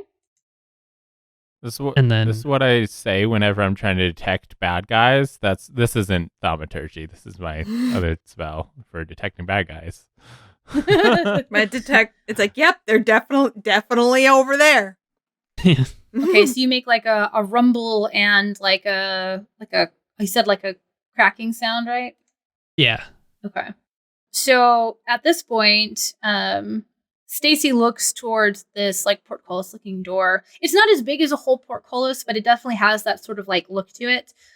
This halfling woman kind of looks at it, and a older looking human male all of a sudden kind of nervously from behind the desk on the other side in this like empty space like pops over and is like, "Whoa, what's that?" And she looks back at him and is like, "Fred, come over here. We need to open the door." Oh, Fred and friend. Wow. Now I'm sure they always get mixed up at parties. Fred is different than Fren, okay? I had some people from my community pick some of these names, and I also rolled for others. So some of them have names like Stacy and Fred, and some of them have names like Therico and Ophelios. Or Imlawe. Imlawe. That was a roll. I was like, I'm so sorry that they get Fred and Fren, and you get Imlawe. But you also got the little halfling woman, too. So Betty. Betty. I was like, I'm pretty sure. And I don't know if I she's said this a gnome. at the time. She's a gnome. That's what it is. Yeah. But her name's actually Betty White. You might not know that, but Wow. that's her full name. Which is why she's a sweet little lady with a bubble cut who also happens to have really nice knife skills. Who knows? She used to be Betty the Grey, but she fought. Oh my god. She fought a thing and came back. There's that one, like, one of the epic rap battle things where they're doing, like, Gandalf versus the other one who shall not be named. And He's like, death makes you die, it just makes my brights brighter. Anyway, so these two go over to either side of this door, and they kind of like turn their backs to the two of you, the guards, and they start like fidgeting with something. And she's like, Stacy, will you be a dear and you go open the thing for us, please? They seem to be doing some sort of like unlocking sort of like ritual of some kind. And Stacy goes over and just literally starts like lifting from the bottom this like huge door. And Wow. Barbarians, am I right? she's actually having a little bit of trouble. Like she gets it up about halfway, but to get that point where you're like switching to pushing up instead of pulling, she's having some trouble. Do the two of you want to help her? Sure. I mean, Push her under the door. does she like look at us at all? Like she like No. She's just straining. Okay, I feel like if she looks like she's straining, Fergus will step in and try and help. Acrobatics? Strength? Oh, just stretch. You're lifting. I mean, unless you want to just slide under. It's no. Athletics was athletics, not acrobatics. Yeah. You can make an athletics check for sure. It's the same number, but Yeah. 5. Oh Okay. no. I mean, Morthos was worst not case helping. scenario, she just stands there and struggles for the rest of the game. Right. What were you gonna say, Morthos? Morthos was not helping lift Okay. the door. Sounds like a plan. With the combined effort of the both of you lifting, since you do have at least a +2 score, she was just barely like under the like heaviness DC or whatever, because it is a very big and sturdy looking door. She's able to, with your help, lift it up, and it's like when you get towards like the top like foot or so of lifting it, that you start to feel like clicking of it, feeling like it's being like caught and pushed into some sort of like a holding position, and she lets go at some point and continues on through. At which point, you see that you are in another like office-y looking area. There's no one in here at the moment, but there is one final door. Or is there? Yeah. Well, yeah, you don't know if it's the final door, but you do see another one over here. But this one looks just like a normal like door with a handle. She strides over to it. She grabs the handle. I feel sorry for the guys who have to like work at these desks of like, I hope Stacy comes and lets us out for lunch. No, they seem to be the ones with the keys. But there are also doors in the room that you were in. There are also doors on the other side. And from the positioning of them, if you have like good spatial awareness, you would imagine that this is where like the cashiers sit. Yeah. And so there's like this door. Well, go ahead and make a perception check for me, both of you, if you are studying the door. Yeah, I was sitting back 12. and watching. Yeah, especially you. 5. So it's kind of Can't put it together though. yeah, right. Like it's kind of hard to say. That's a door, huh? There was like a small portion of the door that had like 2 raised like rectangular sort of spaces, and if you pass through to the other side, it's all clicked up and out of the way where you can't get like a good look at it. But knowing the way that like have you actually has Fergus actually been familiar with a casino? What do you mean? Or was that all a story that he made up to tell other people about I think Fergus would be aware of, like, he probably has been in casinos. or in a prison. Yeah, for sure, Maybe. been in a jail situation.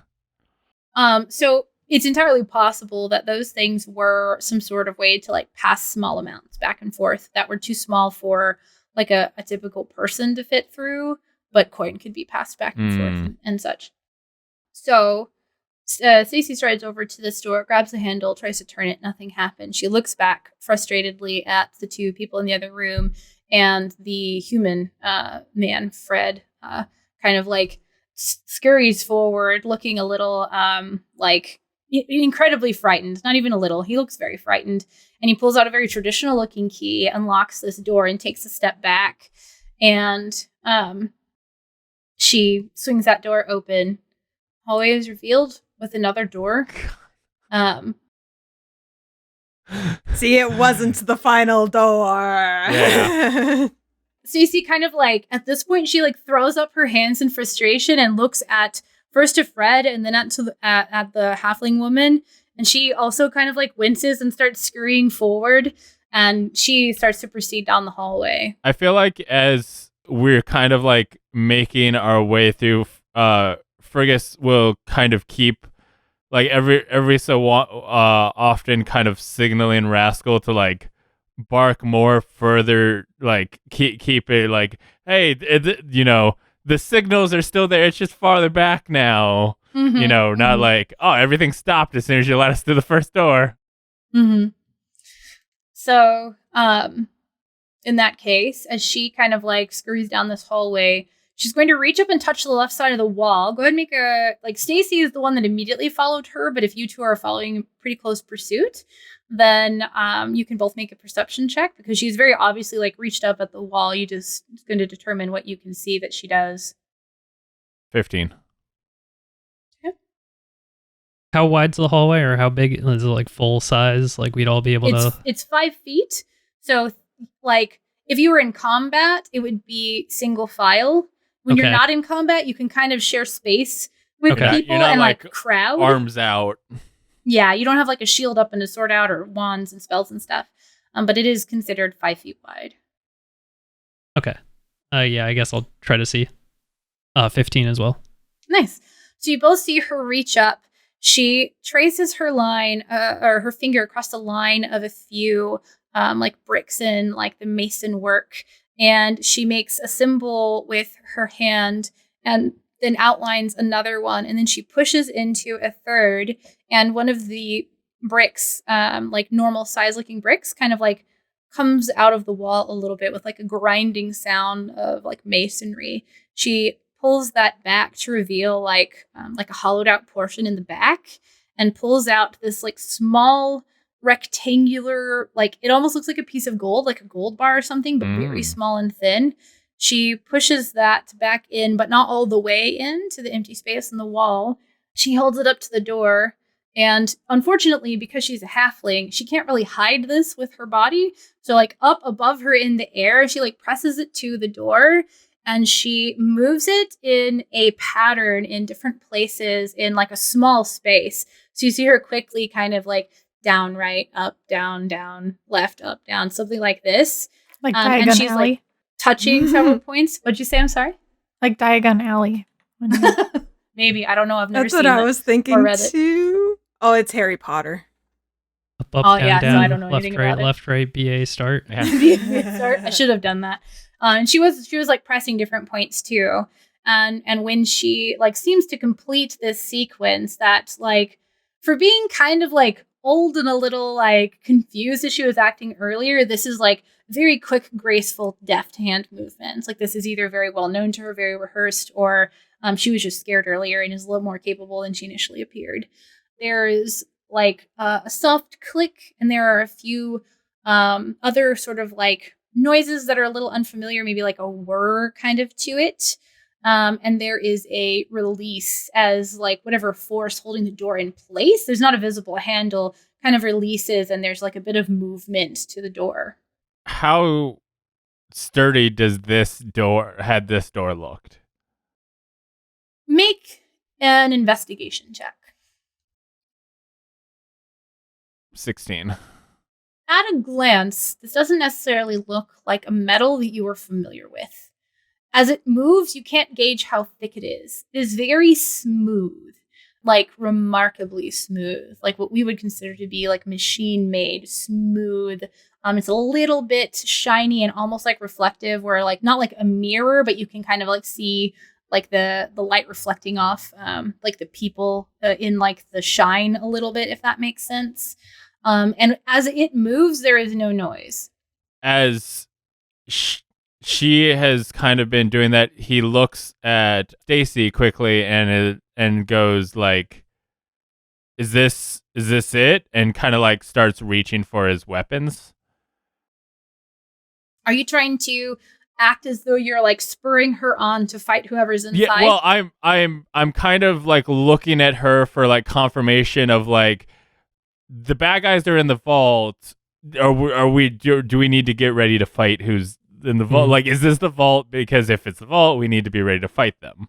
Mm-hmm. I'm gauging whether or not you look intimidating to her, or like she's basically going to like see you reaching for your weapon and going to have to determine whether or not she's suddenly been like duped or whatever. Like, so if you're just kind of like honestly looking at her, that's fine. Well, I'm like reaching down towards my hip as I kind of look at her for like confirmation, not in like an aggressive way. Gotcha. In like a, okay, is this fine? Yeah. Are we, here? Morthos is gonna ask to Fergus, do you think our backup is gonna be able to find us all the way in here? Just like, in a kind of persuasive, like, okay, trying to generally persuade the rest of the group that we have our, the rest of our city guard troops that are they're coming with us, right? They need to come find us. So like, we either need to send someone back there, or like, will the doors be open for them to come on in, kind of thing. And, well, I guess first he'd look for Stacy's answer before he answers Morthos, or any response off Stacy. I didn't know anyone else was coming.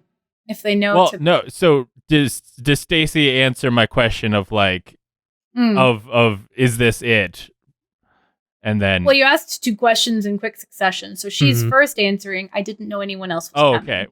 Oh yeah, we called for backup as soon as we realized that the vault was getting robbed and things were getting out of control. I imagine they won't know to walk through the wall. She says that, and she starts to push the door open. It kind of like effortlessly glides open.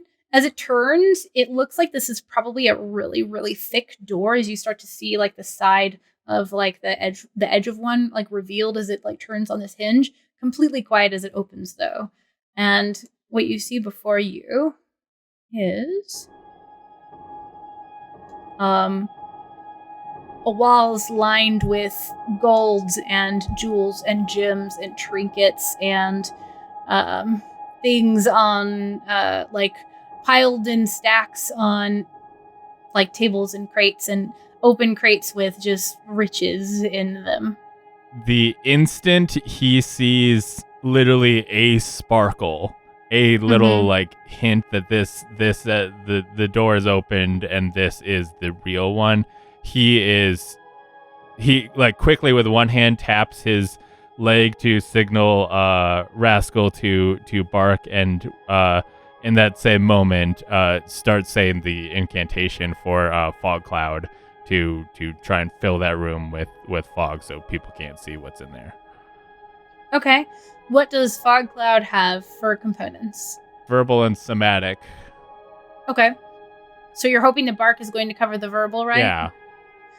So make a sleight of hand check. Sleight of mouth. Sleight of mouth. No, sleight of hand. Sleight of hand is a 17. Okay. So tell me how Fog Cloud takes hold. So it creates a 20-foot radius sphere of fog centered around a point within range. I think it's literally going to be right where the door opens. So it's like, because this room would be bigger than the fog cloud would fill, but it would like, you could not, if it starts at that space, you're not able to see past the fog cloud. This hallway is going to be obstructed by the fog. The bark happens, and then this, as the doors swinging open, Fergus is quickly, and then like smoke just starts pouring out from the door, like fog, I guess. But I almost would imagine that like, thinking what they think, they would read it as smoke, knowing that like, hey, they're supposed to be like, exploding into the vault and stuff. Like, this might be smoke that was put off, and whatever they saw, as soon as that fog cloud just kind of like materializes and stretches into the hallway and stuff, they suddenly just see smoke in front of them. Fog. Okay. All right. So I'm assuming that the two of you can't actually see anything anymore either, right? Right. It affects everybody. Yeah. Okay. So the door starts to open, and you start to see the side of a wall that's lined in gold bars and jewels and like necklaces and trinkets. And the smoke starts to pour out from inside. Stacy shoves the door open, takes a few steps in, and you can start to hear the like swiping sound of somebody swinging a sword through the air. That kind of like sound that is made. And you start to hear her kind of like wildly swinging around to see if she hits anything, basically. Oh my god. I think as soon as she is stepped forward, so it would be she stepped forward into the fog/room, and the halfling is like right against the door, right? The woman was like right there, basically like Stacy kind of shoved past. Okay. And the man is like at the edge of the hallway on the other side. Like he didn't go any further than the first door. Okay. So you said the guy is still behind us? Mm-hmm. And as the smoke pours out, like the halfling woman makes like a kind of like a muffled noise of shock as the smoke comes pouring out, and he makes like a similar noise, and you can hear like footsteps as he's trying to like perhaps like back up as the smoke starts to head towards him. Fergus grabs his swords out, and at that moment he looks at Morthos and says, "Now!" Yeah, I'm casting sleep. Okay. Go ahead and... My thought was, how close were the people to us? Stacy is about 5 to 10 feet inside the door. You're all in this hallway. The back of the hallway is about 15-ish feet away from you, so a total of maybe like 25 feet or so. Okay. Yeah, it has a range of 20 feet for the circle. So if I cast it in the room, I'll hit Stacy.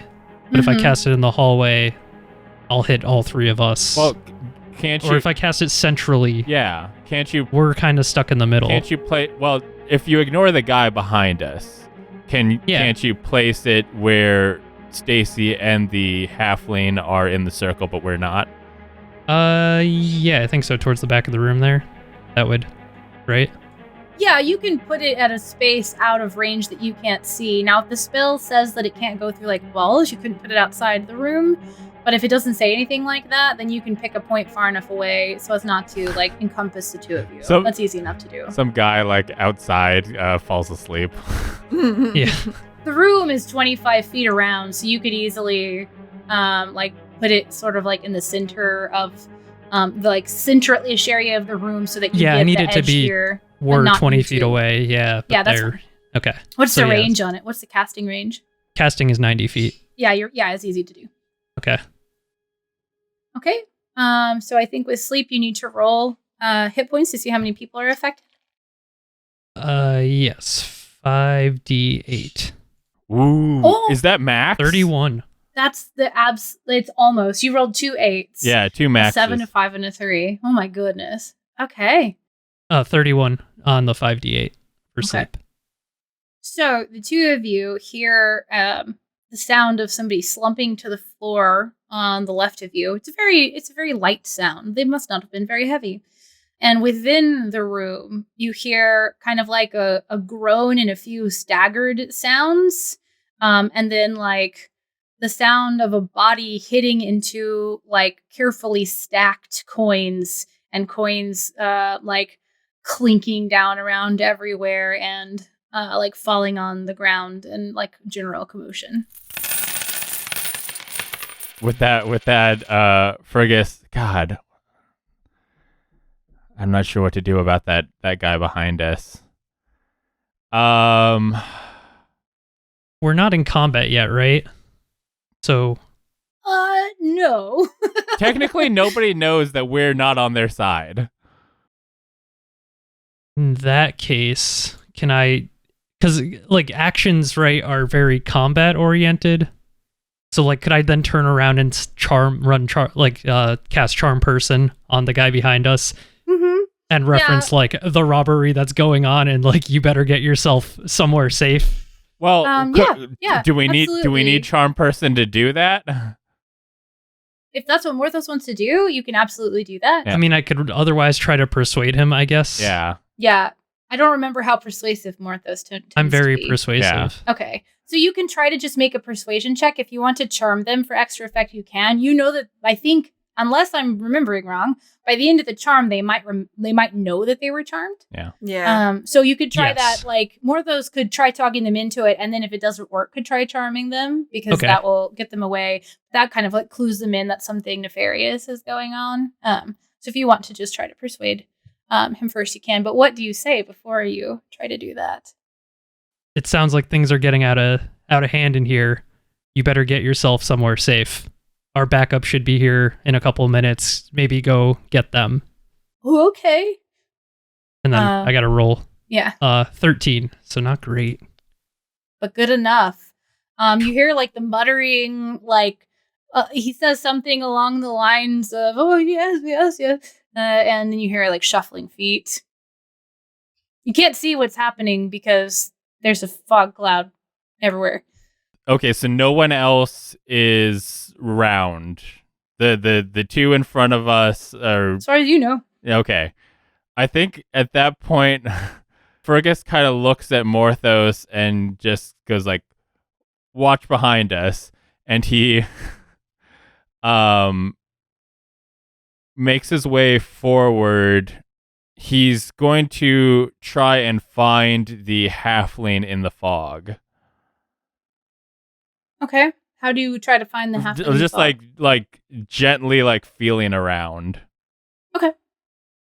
Yeah, I mean, like you know where she was standing before you cast it, and you heard like the slump sound, so you find her easily on the ground. Okay. He tries to find the little block thing that she was holding in her hand. Okay. Go ahead and make an investigation check with disadvantage.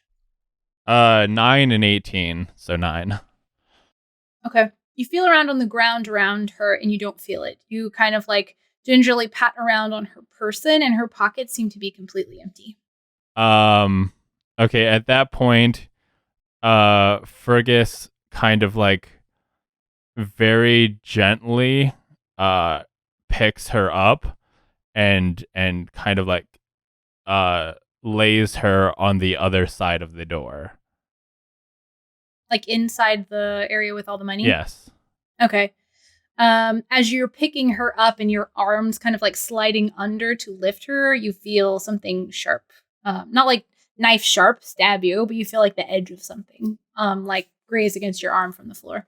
I guess as he kind of like gently like tries to like brush his hand closer to like feel it like with his arm, while still trying to focus on picking her up. Like once he started doing that, he's not gonna be like, I'm gonna drop her and grab this. Yeah. Seems like a rectangular object. Okay, he kind of just like makes note of that's on the floor while he continues to lift her up and place her inside. Okay. Yeah, easy enough to do. Your strength score and her size. Okay. So she's on the ground inside. Fergus very quickly he skirts around the edge of the hallway, like or on the edge of the room, and then tries to make his way like past the fog cloud, staying as close to the wall as possible to like stay out of the way of the sleeping people. What's the range of the fog cloud? Like, how big is the radius of it? I think it's 20 feet total. And you cast it like right on the other side of the door. Okay. So it's a 20-foot diameter or a 20-foot radius? It is 20-foot radius sphere of fog. So if you cast it right on the other side of the door, it covers everything except for the far back wall of this room.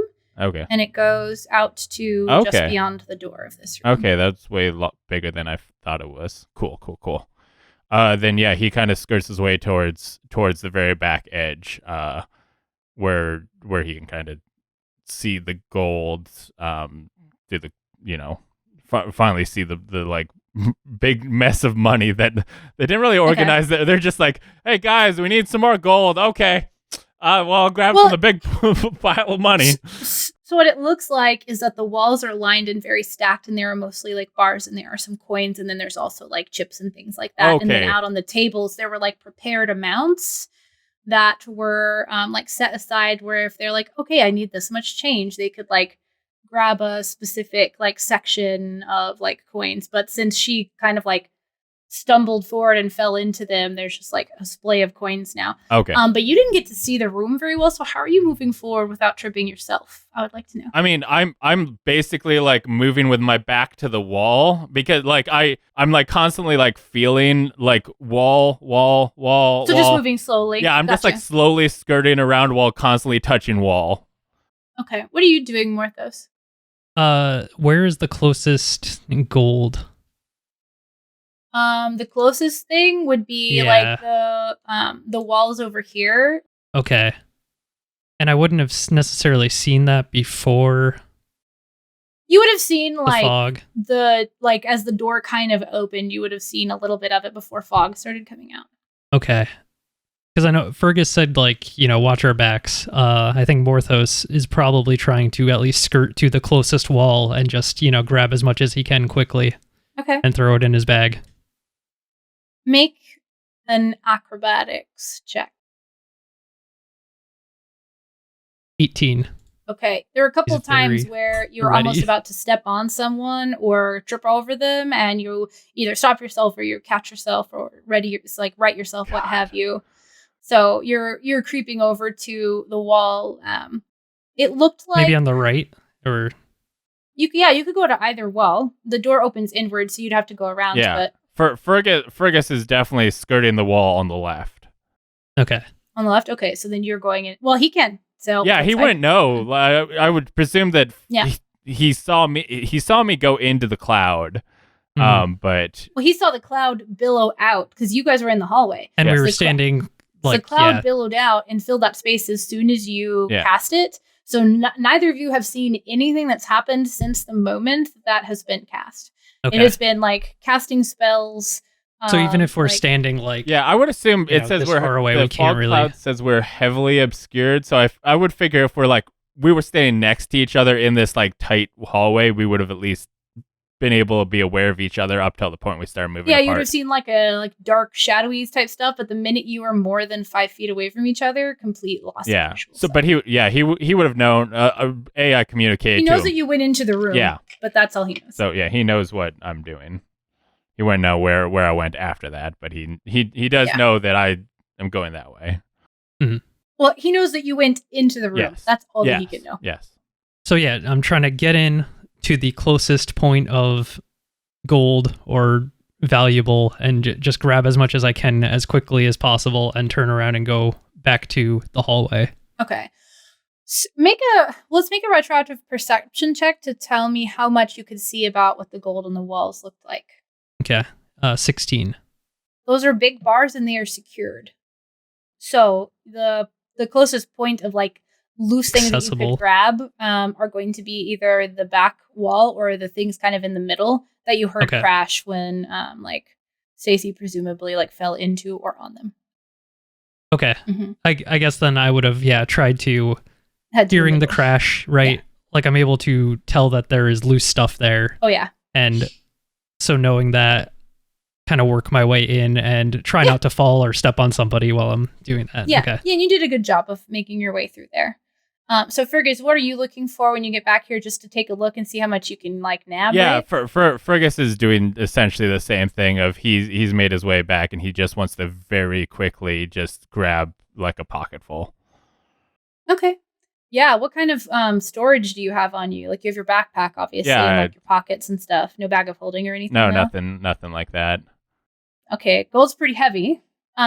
So you could probably fit along the back wall are some unsecured bars. And you could probably fit. I can hold another, let's see, I have 135 pounds on me currently, and I can hold 210 total, so I can hold 70 more pounds of gold. Yeah. I mean, if you want to just carry it out by hand, you can too. But if you want to put it away, Yeah. we have to think about how much space you have. How much does a gold bar weigh? The things that I forget to look up ahead of time. 12 kilograms, 27 pounds. A standard gold bar weighs 27 pounds. Oof. And those these ones aren't bolted down or whatever. There are a few that aren't. Okay. So with the space you have in your backpack and the like, you know that you can carry them. That's not an issue. With the space you have in your backpack, you could probably grab like 3 or 4. I'm gonna, unless you want to just like hold on to a bunch of them. I honestly think he's gonna grab 2 and call that more than enough. Call it done. Yeah. Okay. And then he's gonna quickly like go back the same way he came, like touching the door. This time now, like I feel like he'd move a little bit faster now that he kind of knew the path. Getting there, he's like, okay, I know where that one gold piece that I almost stepped on was. I'll step over that this time. And okay. And Morthos, you're just gonna go in. You're gonna like start scooping things into a bag. Like, what kind of storage do you have on you? I've got my whatever bag I normally have, I guess. You're like backpack kind of stuff. Yeah, right? my backpack. Okay. And yeah, just kind of grabbing what I can as quickly as possible. So not really. Yeah. So with discretion. Yeah. As you make it, well, you can't see what you're grabbing anyway. Yeah. As you make your way in and you kind of stepped over and around a first thing on the floor you presume to be one of the people, and then a second thing on the floor you presume to be another person. You kind of reach like where you knock against, not like hard or anything, but as you're walking forward gingerly, you kind of like feel the table or whatever. And if you put your hands on the top, you can feel just like a mess of coins kind of splayed there. So if your goal is to like flip your backpack around, which I assume we're under the like capes and like cloaks or whatever you had on over your guard stuff, so they didn't just see you having like a backpack on, you have to kind of like flip that around and you can just like scoop into the backpack. Okay. Yeah. All right, so one shovel motion Mhm. go. So as you're stuffing the 2 gold bars into your backpack, Fergus, you hear the distinct sound of coins being like rustled in like a scooping, scraping sound, and then a collecting sound of them tinkling into something. And then like a Mario ding ding ding.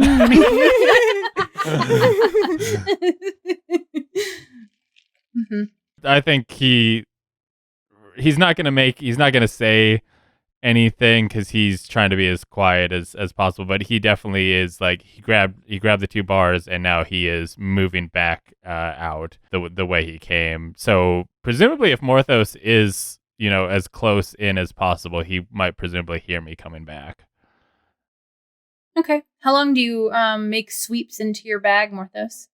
I think just like the one, if it's like one big sweep? like as much on that tabletop as I can. I mean, yeah, you're 7 foot tall. Your wingspan's probably most of the tabletop, so you can just kind of do like a big funnel kind of thing. Sure. Okay. And then you tie the turn top around off and try to retrace my path. Yeah. What is the exit strategy? You're just gonna kind of go out the way you came in and run out into like the open space, like, and obviously like react however you need to an environment. But is there anything else you're doing on the way? Just asking. Yes. As Fergus exits, like he makes his way out the hallway and gets to the point where they're like just at the edge of the fog cloud where he can like see his way. Is Morthos there when he gets to the edge of the fog cloud? I would say that Morthos is going to be able to make it in, do the sweep, and get back before you. Okay. Because he just did 1 sweep, and he had less time to move, and he didn't have to move nearly as slowly, like inching along the sides and stuff like that. I mean, he was still going slowly, so it's not like he's out there like waiting for you. But his took less time. Okay. So where do you go after you do that, Morthos? Do you like head completely out of the fog cloud, or do you go like wait in the doorway? Yeah, I go to to the end of the hallway, as close like I'm heading back down the hallway once I get to the door and Fergus isn't there, and I'm just gonna walk to the edge of the fog cloud. Okay. Edge of the fog cloud. So then yeah, we'll see each other at the edge of the fog cloud, and Fergus looks at Morthos quickly, and he kind of like touches his own pockets quickly, and he's like, "Do you have parchment on you? Pen, sure paper? Do. sure have my forgery kit. Can you quickly write a note for them? You've just been robbed by the Pond 11, and we'll leave them a little present. The Pond 11. Yes. I have a list of the fake people I came up with who were robbing them, and the main guy's name is George Pond, which is a deal of the Ocean's 11, but Pond 11. Yes. Yeah. Oh my god, I love it. So where do you leave this note? I think he gets the note from Morthos, and then he kind of like he looks at Morthos like dead in the eye this time and goes, "Stay here." And he like quickly like moves back to the vault door, sets the paper on the ground, and tries to close the door. Do you stay there, Morthos? Yes and no. Okay, so I step one step to the side. I have my spell gem with disguise self in it. Mm-hmm. And I'm thinking we got to get out of here. And now people are looking, at least I want to use that and disguise myself. The problem is I don't think I can get rid of my tail with disguise self. Disguise self will make the visual appearance of another person that you can describe. It doesn't change your physical self, so your tail can be unseen. Okay, but if so someone it's were just to walk illusion. into it, they would feel it and then probably be like, "Why did I feel a tail?" and have an opportunity to see. Yeah, it's an illusion. Exactly. Okay. Because there is like a change self kind of spell that actually Yeah. physically changes you, and this is just to disguise it. So it's just illusion. I'd like to disguise myself as one of... So this is the other hard part, right? They were all halflings in the back. No, the one was a human man. Okay. Fred, Okay. who's older, had like a bald spot on the top and like gray hair that was a little frizzy on the side. He also had some little glasses. Yeah, I want to disguise myself as Fred, even though we sent him back out into... I'm sure that's The not general gonna area. come back to bite us. Okay. So you come back out, Fergus, and you see no Morthos, but you see Fred standing there. Did the door, like, the door closed fine, right? It doesn't have a handle, so you can like try to like pull it close like to the edge, and as you get it like pretty close, it seems to like close itself in. Okay, cool. Fergus, once he does that, he's gonna grab that the little rock that he felt. Okay. Well, you emerge from the smoke, Yeah. and you see the room empty, and you see Fred standing there. And Fergus like is taken back at that and goes, "Oh, I thought you left." I'll just say, hey, Fergus. Do you like say it in Hey, your own Fergus. voice? How's it going? Okay. And then Fergus looks at him, like eyeing him over, and he's like, "This seems like a bad idea." and with that, he just kind of like goes,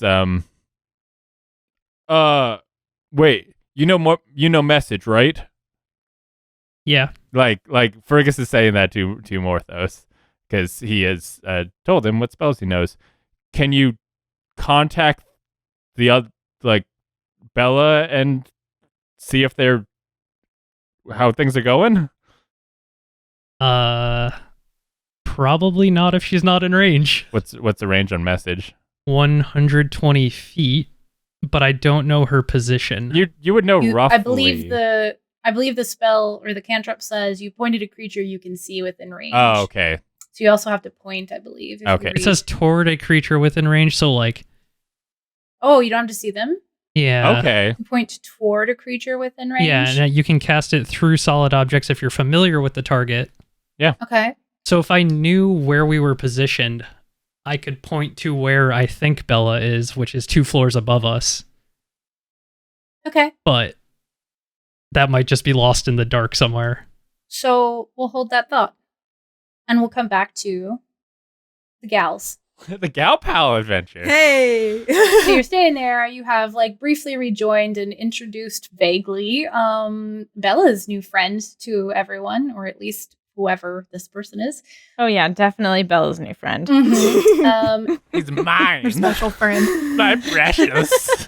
He has basically said, time to go, and he has moved towards the door, turned to the side, and pushed it open. And he exits. What do the three of you do?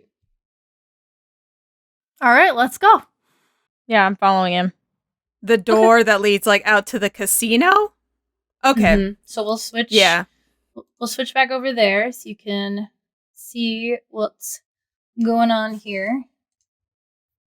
So, Follow up on message. It looks like 1 foot of stone, magical silence, 1 inch of metal, thin sheet of lead, or 3 feet of wood all block the spell.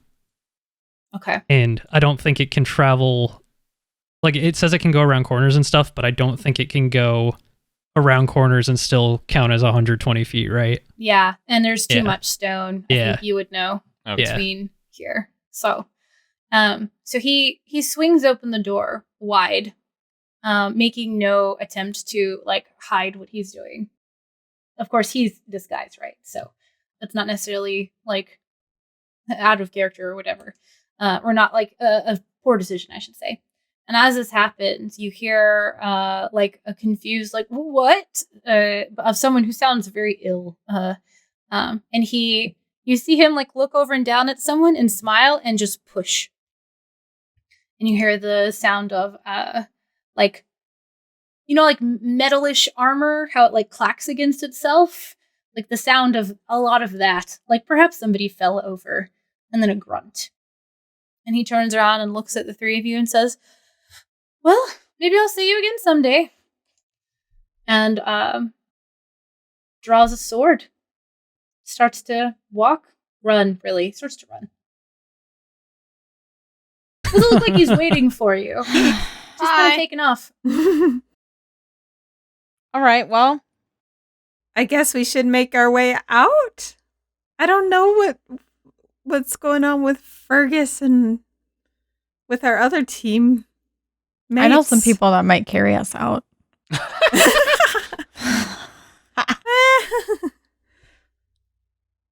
So I guess we should just at least make our way to the front. Sure. I mean, Okay, yeah. let's go. Mm.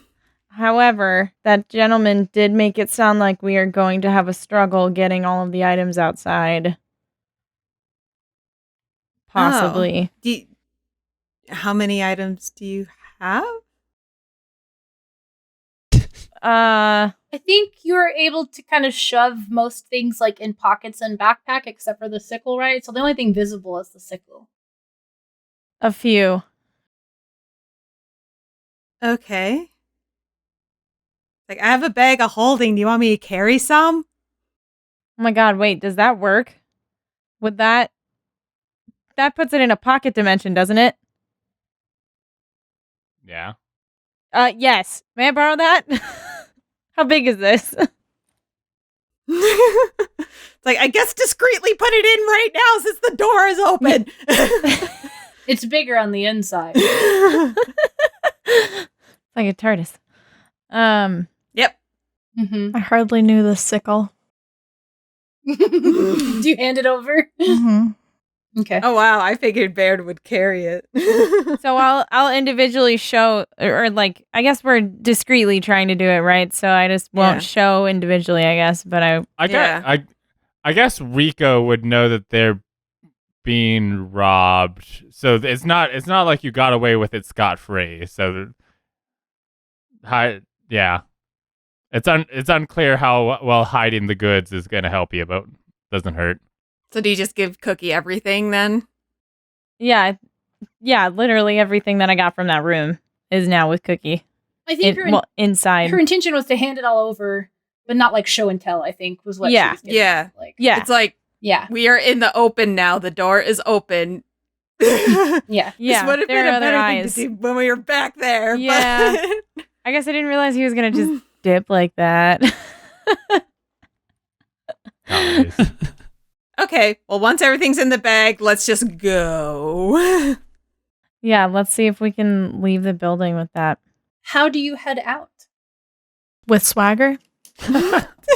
Quickly? Bear puts on their shades. If you just make like a beeline and run, that's fine. If you want to try to like stealth your way out, like check corners and see if anyone's looking or whatever. It's up to you. You tell me what you want to do and what you would do, and I'll tell you what happens. Maybe Bear should go back to her friends and cause a commotion. Yeah, you guys are the champions, right? And then Yeah. you guys can just leave while they're excited. And I'm not holding anything, so. Okay. And Rico knows I was up in the vault, but Fren knows that I smacked him in the head. Well, Fred knows Fren that is he still was lying hit. back there. Yeah. Yeah. Yeah, I suppose Fren doesn't know that you did it. Yeah. He probably suspects Cherry more than Bear, since Cherry tried to put a spell on him. And There's a lot that went on that day. It could be a lot of things that happened. Who knows if he'll remember everything? Yeah. And a bad enough head injury can definitely cause you to forget what's going on. You maybe almost killed him, so. Yeah, maybe he won't live to tell what happened. well, Cookie would briskly, but not run, start making her way down to the lobby. What's your Bale's doing? So Bear's heading out too.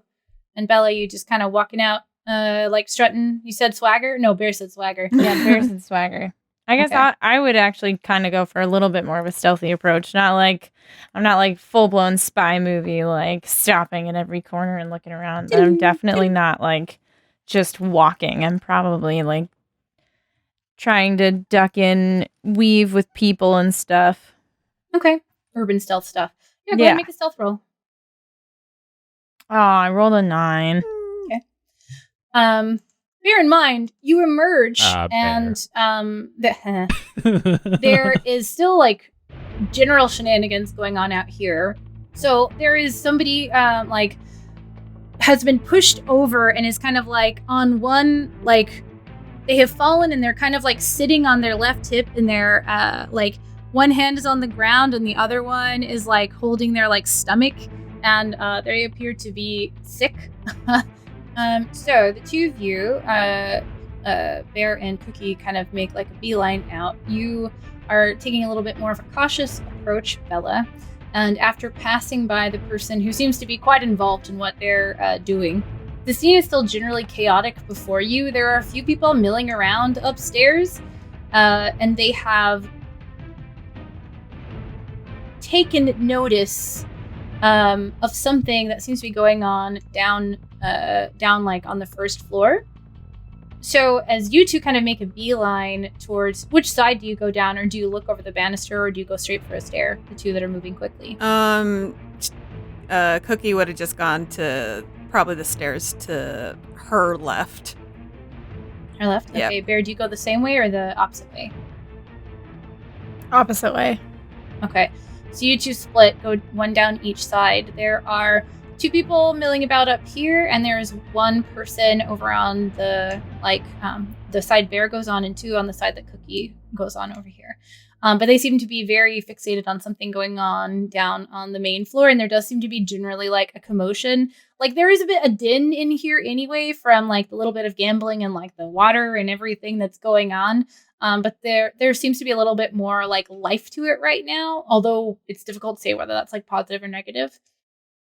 As you reach the apex here and you start heading down the stairs, you can kind of like see the room unfold in front of you.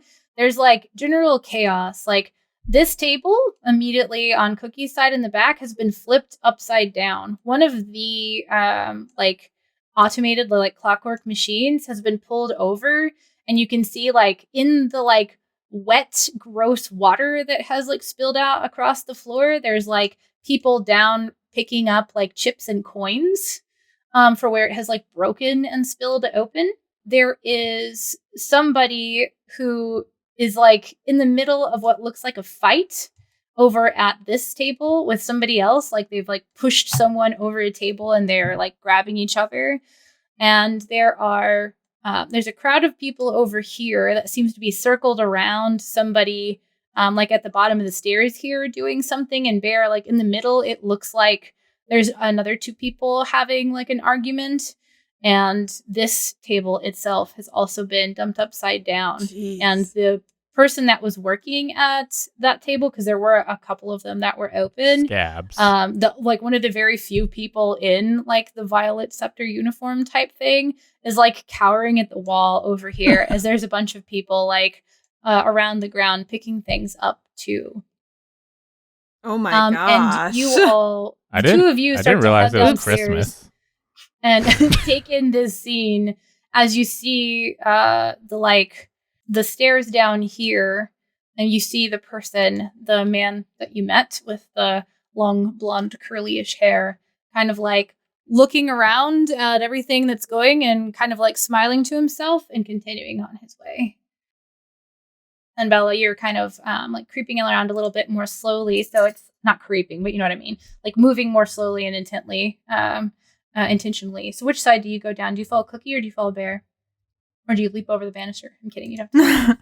That one. I'm super stealthful when I jump over the Super banister. Let me just superhero jump.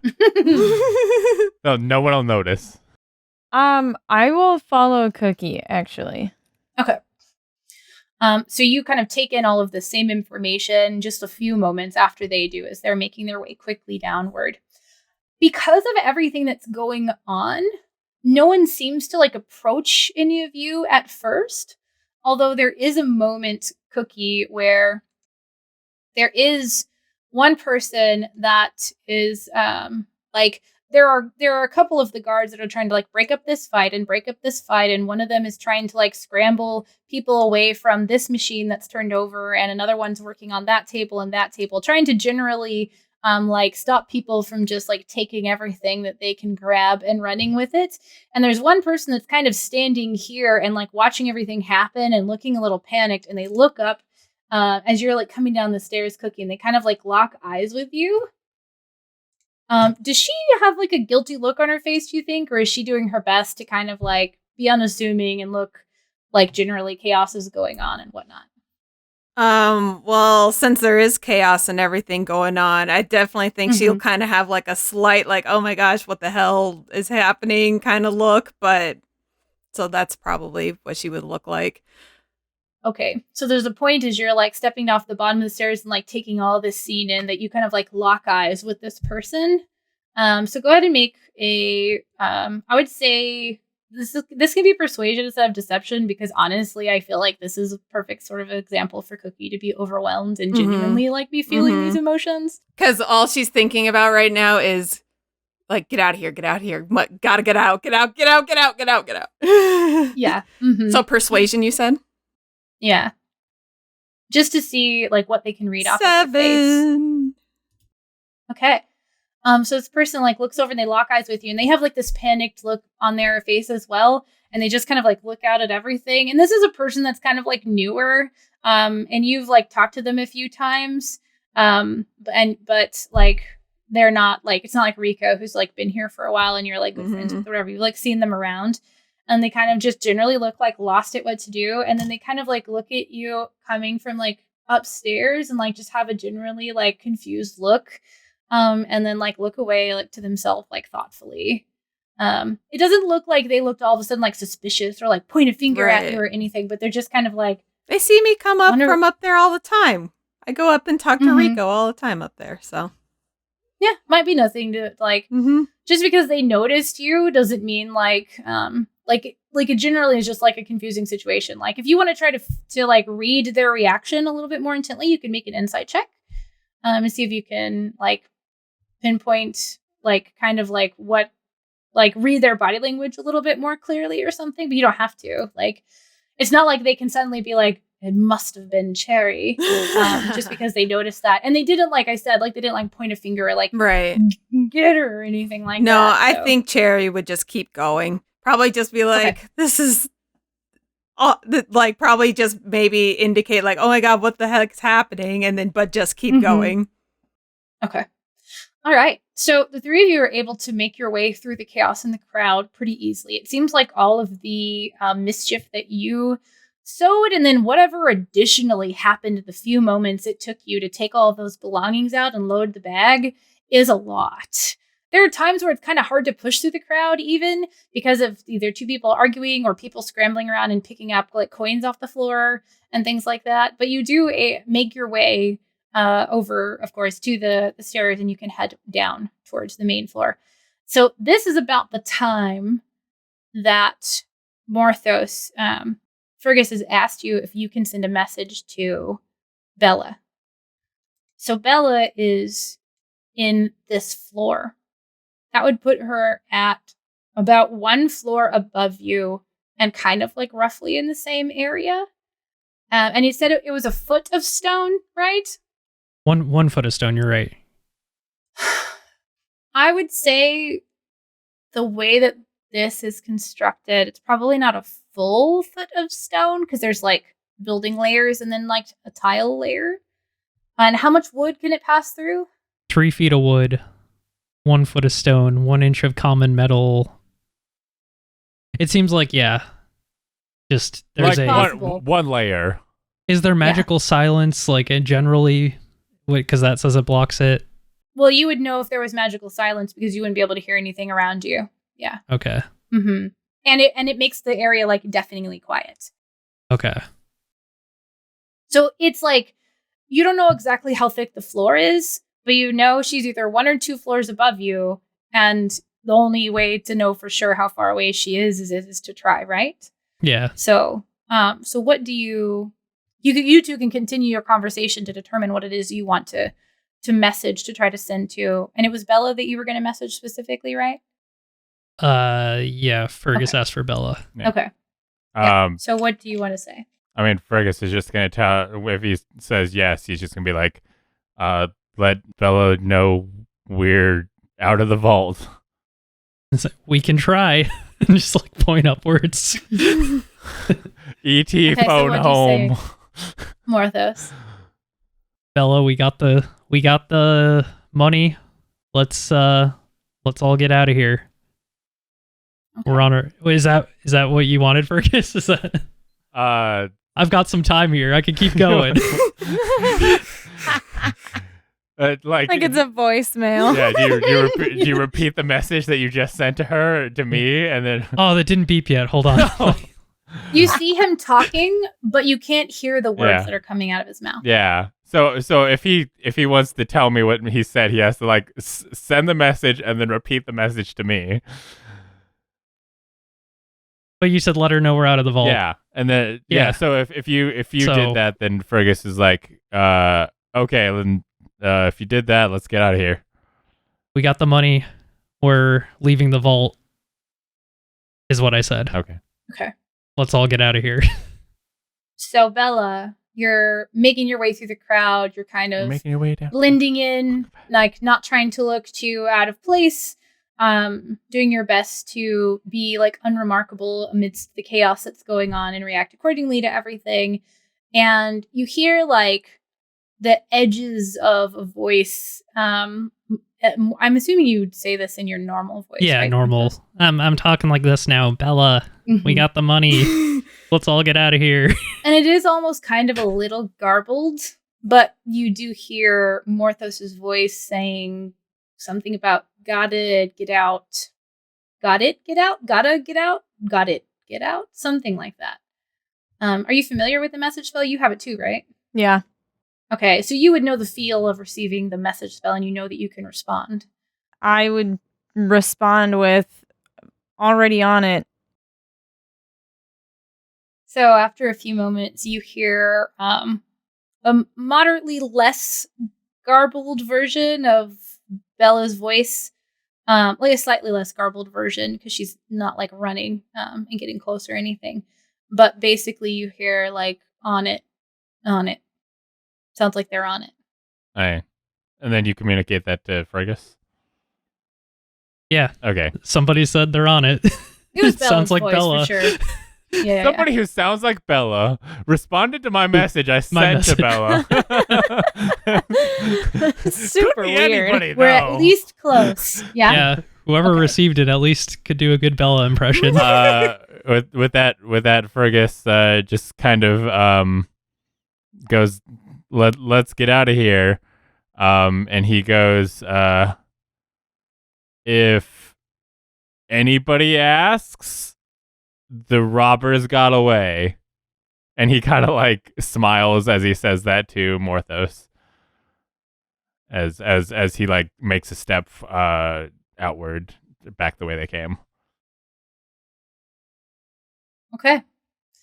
So, Cookie and Bear, you Cookie, you reach the stairs down first.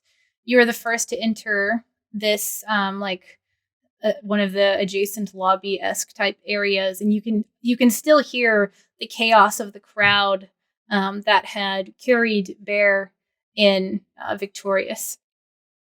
There's still a queue of people standing over here waiting to speak to the champion. They're starting to look a little frustrated. That the way to the left there is the way to the cafe, right?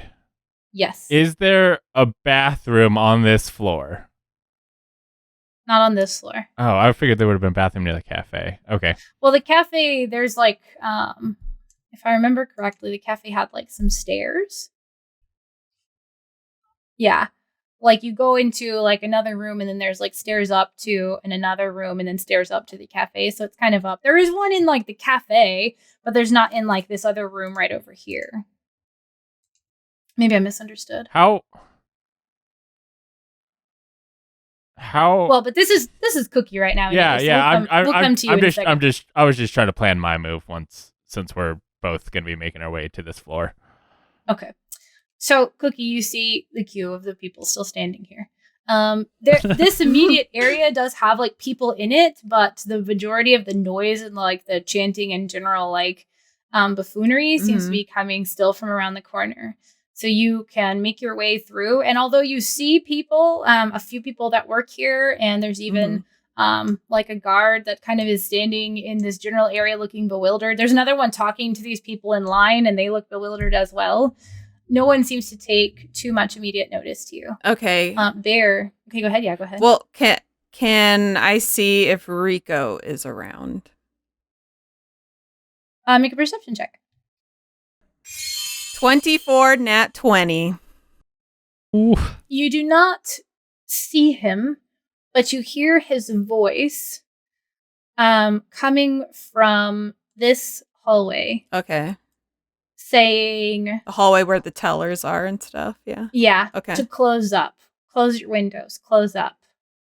Okay. And he's essentially like, knowing what you know about the place because you worked there for a month, there's like a procedure that they have to kind of like lock those down. And he's basically like back there, like you all need to like lock your area down, essentially. Okay.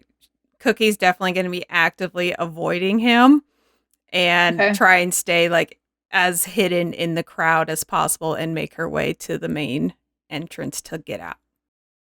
Okay, go ahead and make a stealth roll for me then. Just to see how like unassuming you can be and like dodging in and out. 14. Okay, perfect. Is there anything else in particular you do on the way out? No. Okay. Bear, you were the second person to make it down. You went on the other side of the room, so you're probably about like 10 feet behind Cookie. You can see her exit the stairway and like there's some kind of like recognition. She doesn't have to like stop in her tracks or anything, but there's definitely that sort of like looking to the right of like noticing something. And then she kind of like starts to like make her way into the crowd. And you wanted to rile the crowd up, right? So what do you do as you exit the staircase here? Well, I did, but it feels like there's already something going on now. So I'm gonna sit there and deliberate for a second here. I guess I'll head for the front door where we came in from. Okay. And I'll just say hi. Just say hi to everybody. Okay.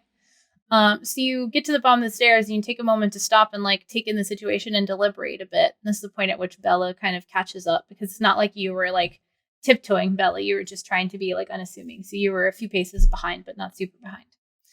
So you reach the bottom of the stairs about the same time that Bear does. And Bear starts kind of like walking forward, looking to like leave, obviously, but not making like a point to hide herself. And one of the people across the hall over here starts to like do that sort of yell that a person does where they're not saying anything, but they're like gesticulating and like pointing or whatever. Ah! Yeah. And a few people that are kind of like milling about start to turn and they see you, and somebody goes, "The champions! The champion!"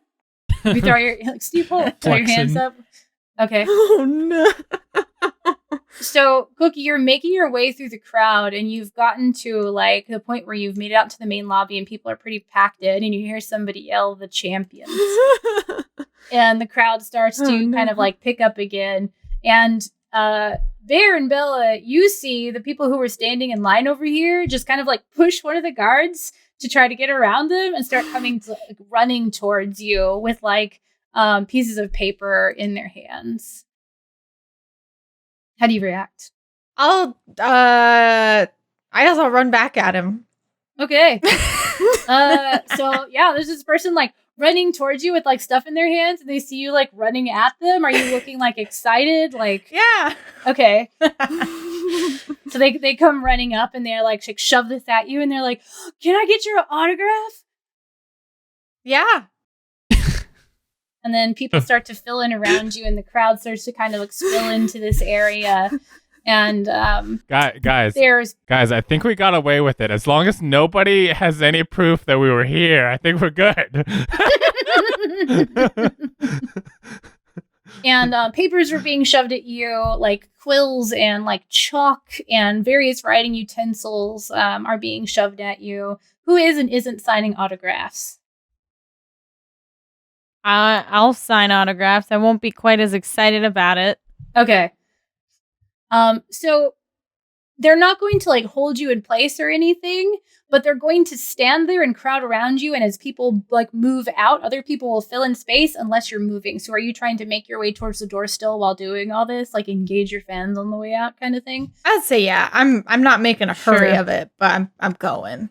Okay. All right. So that I can leave if I, need to in a hurry. Gotcha. I don't think Bear would have much trouble with any of these people, pretty much. Yeah. So back to Fergus and Morthos. So you were on your way out then, correct? Yeah. Yeah. Okay. Is there anything in particular you do on your way out other than generally trying to avoid suspicion? Yeah, we make our way towards, like, make our way out through all the elaborate labyrinth of stuff to the, like, I'll switch back. yeah. How closable does the big heavy door look? You've never tried to close it, so it's kind of hard to say. Like, it might be something where... Portcullis door? Mhm. Yeah. Well, see, the problem with the portcullis door is that I think people would be able to see us fucking with it, because there's the tellers on the other side of that one door. So the doors to where the tellers are don't have windows on them. Okay. They do have like a similar looking little like rectangular thing that could presumably be used to pass like coins and chips and stuff back and forth.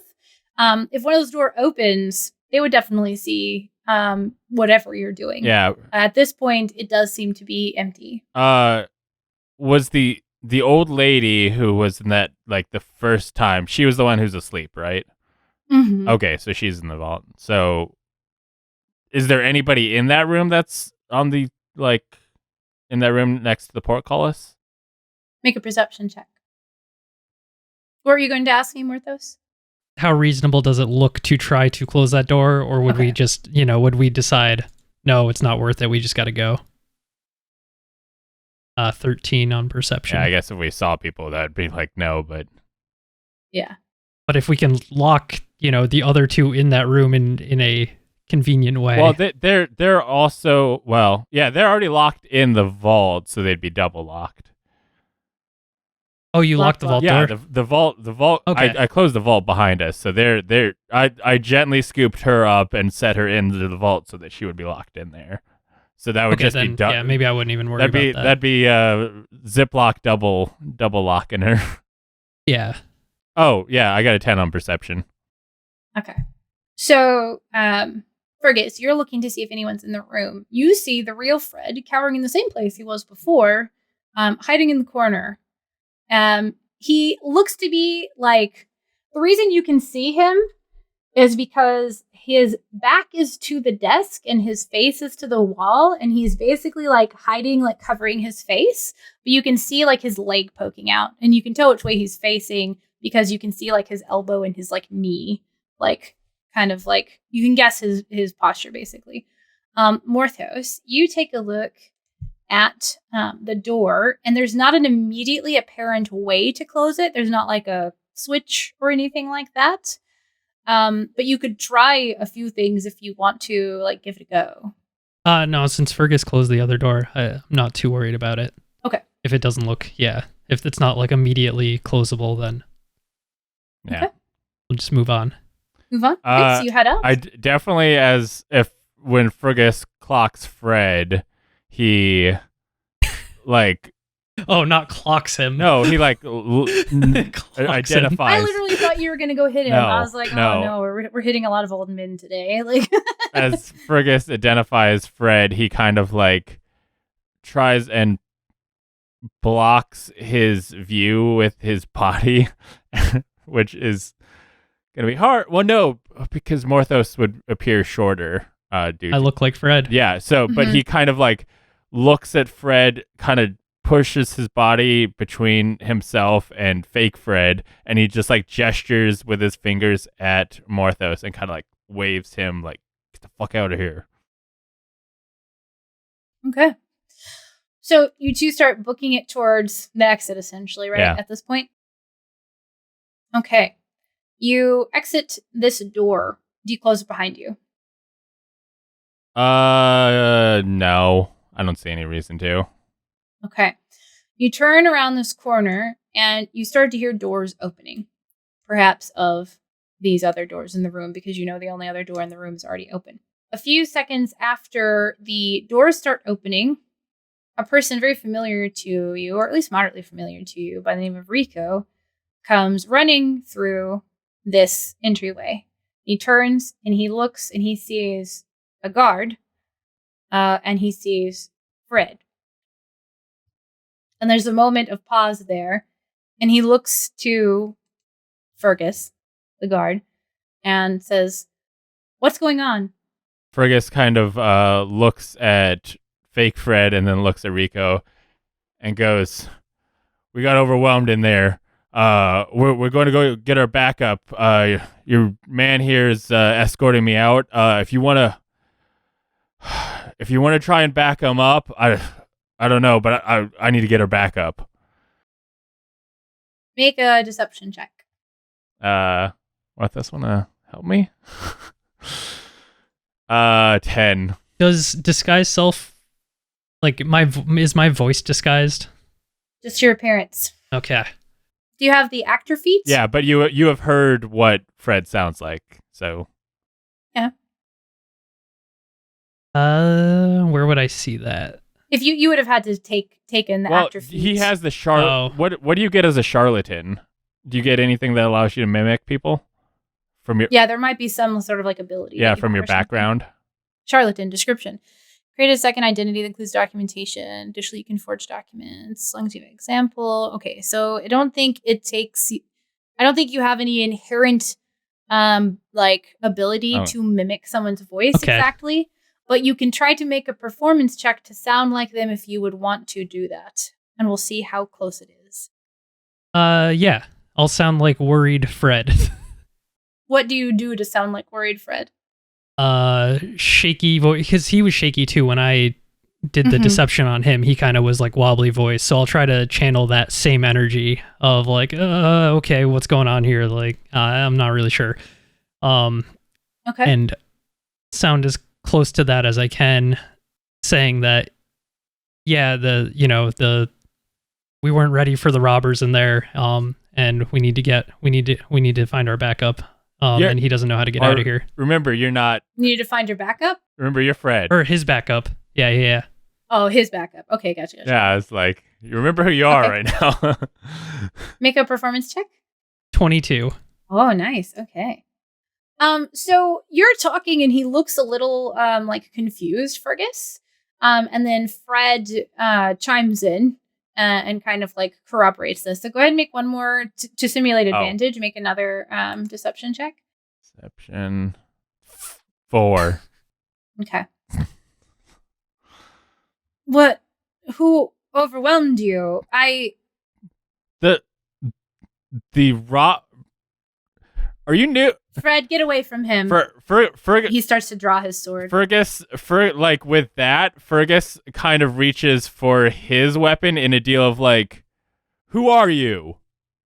I'm going to make a movement around to behind Rico.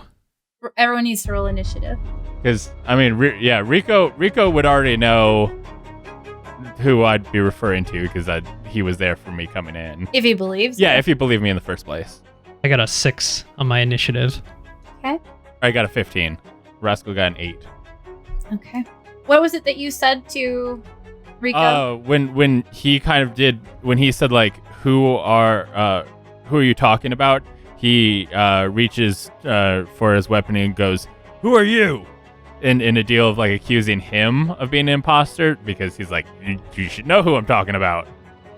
Okay. Rico is very fast. You react to his like distrust of you and reach for your weapon. And so in the moment that it takes you to reach for your weapon and respond to him, he has taken a few steps, closed the gap, and is beginning to attack you. And I believe that is where we will pick up next time for the very conclusion of the heist. And we shall see what happens at that point. Cool. Oh, buddy. Man. Made every single check right up until the end.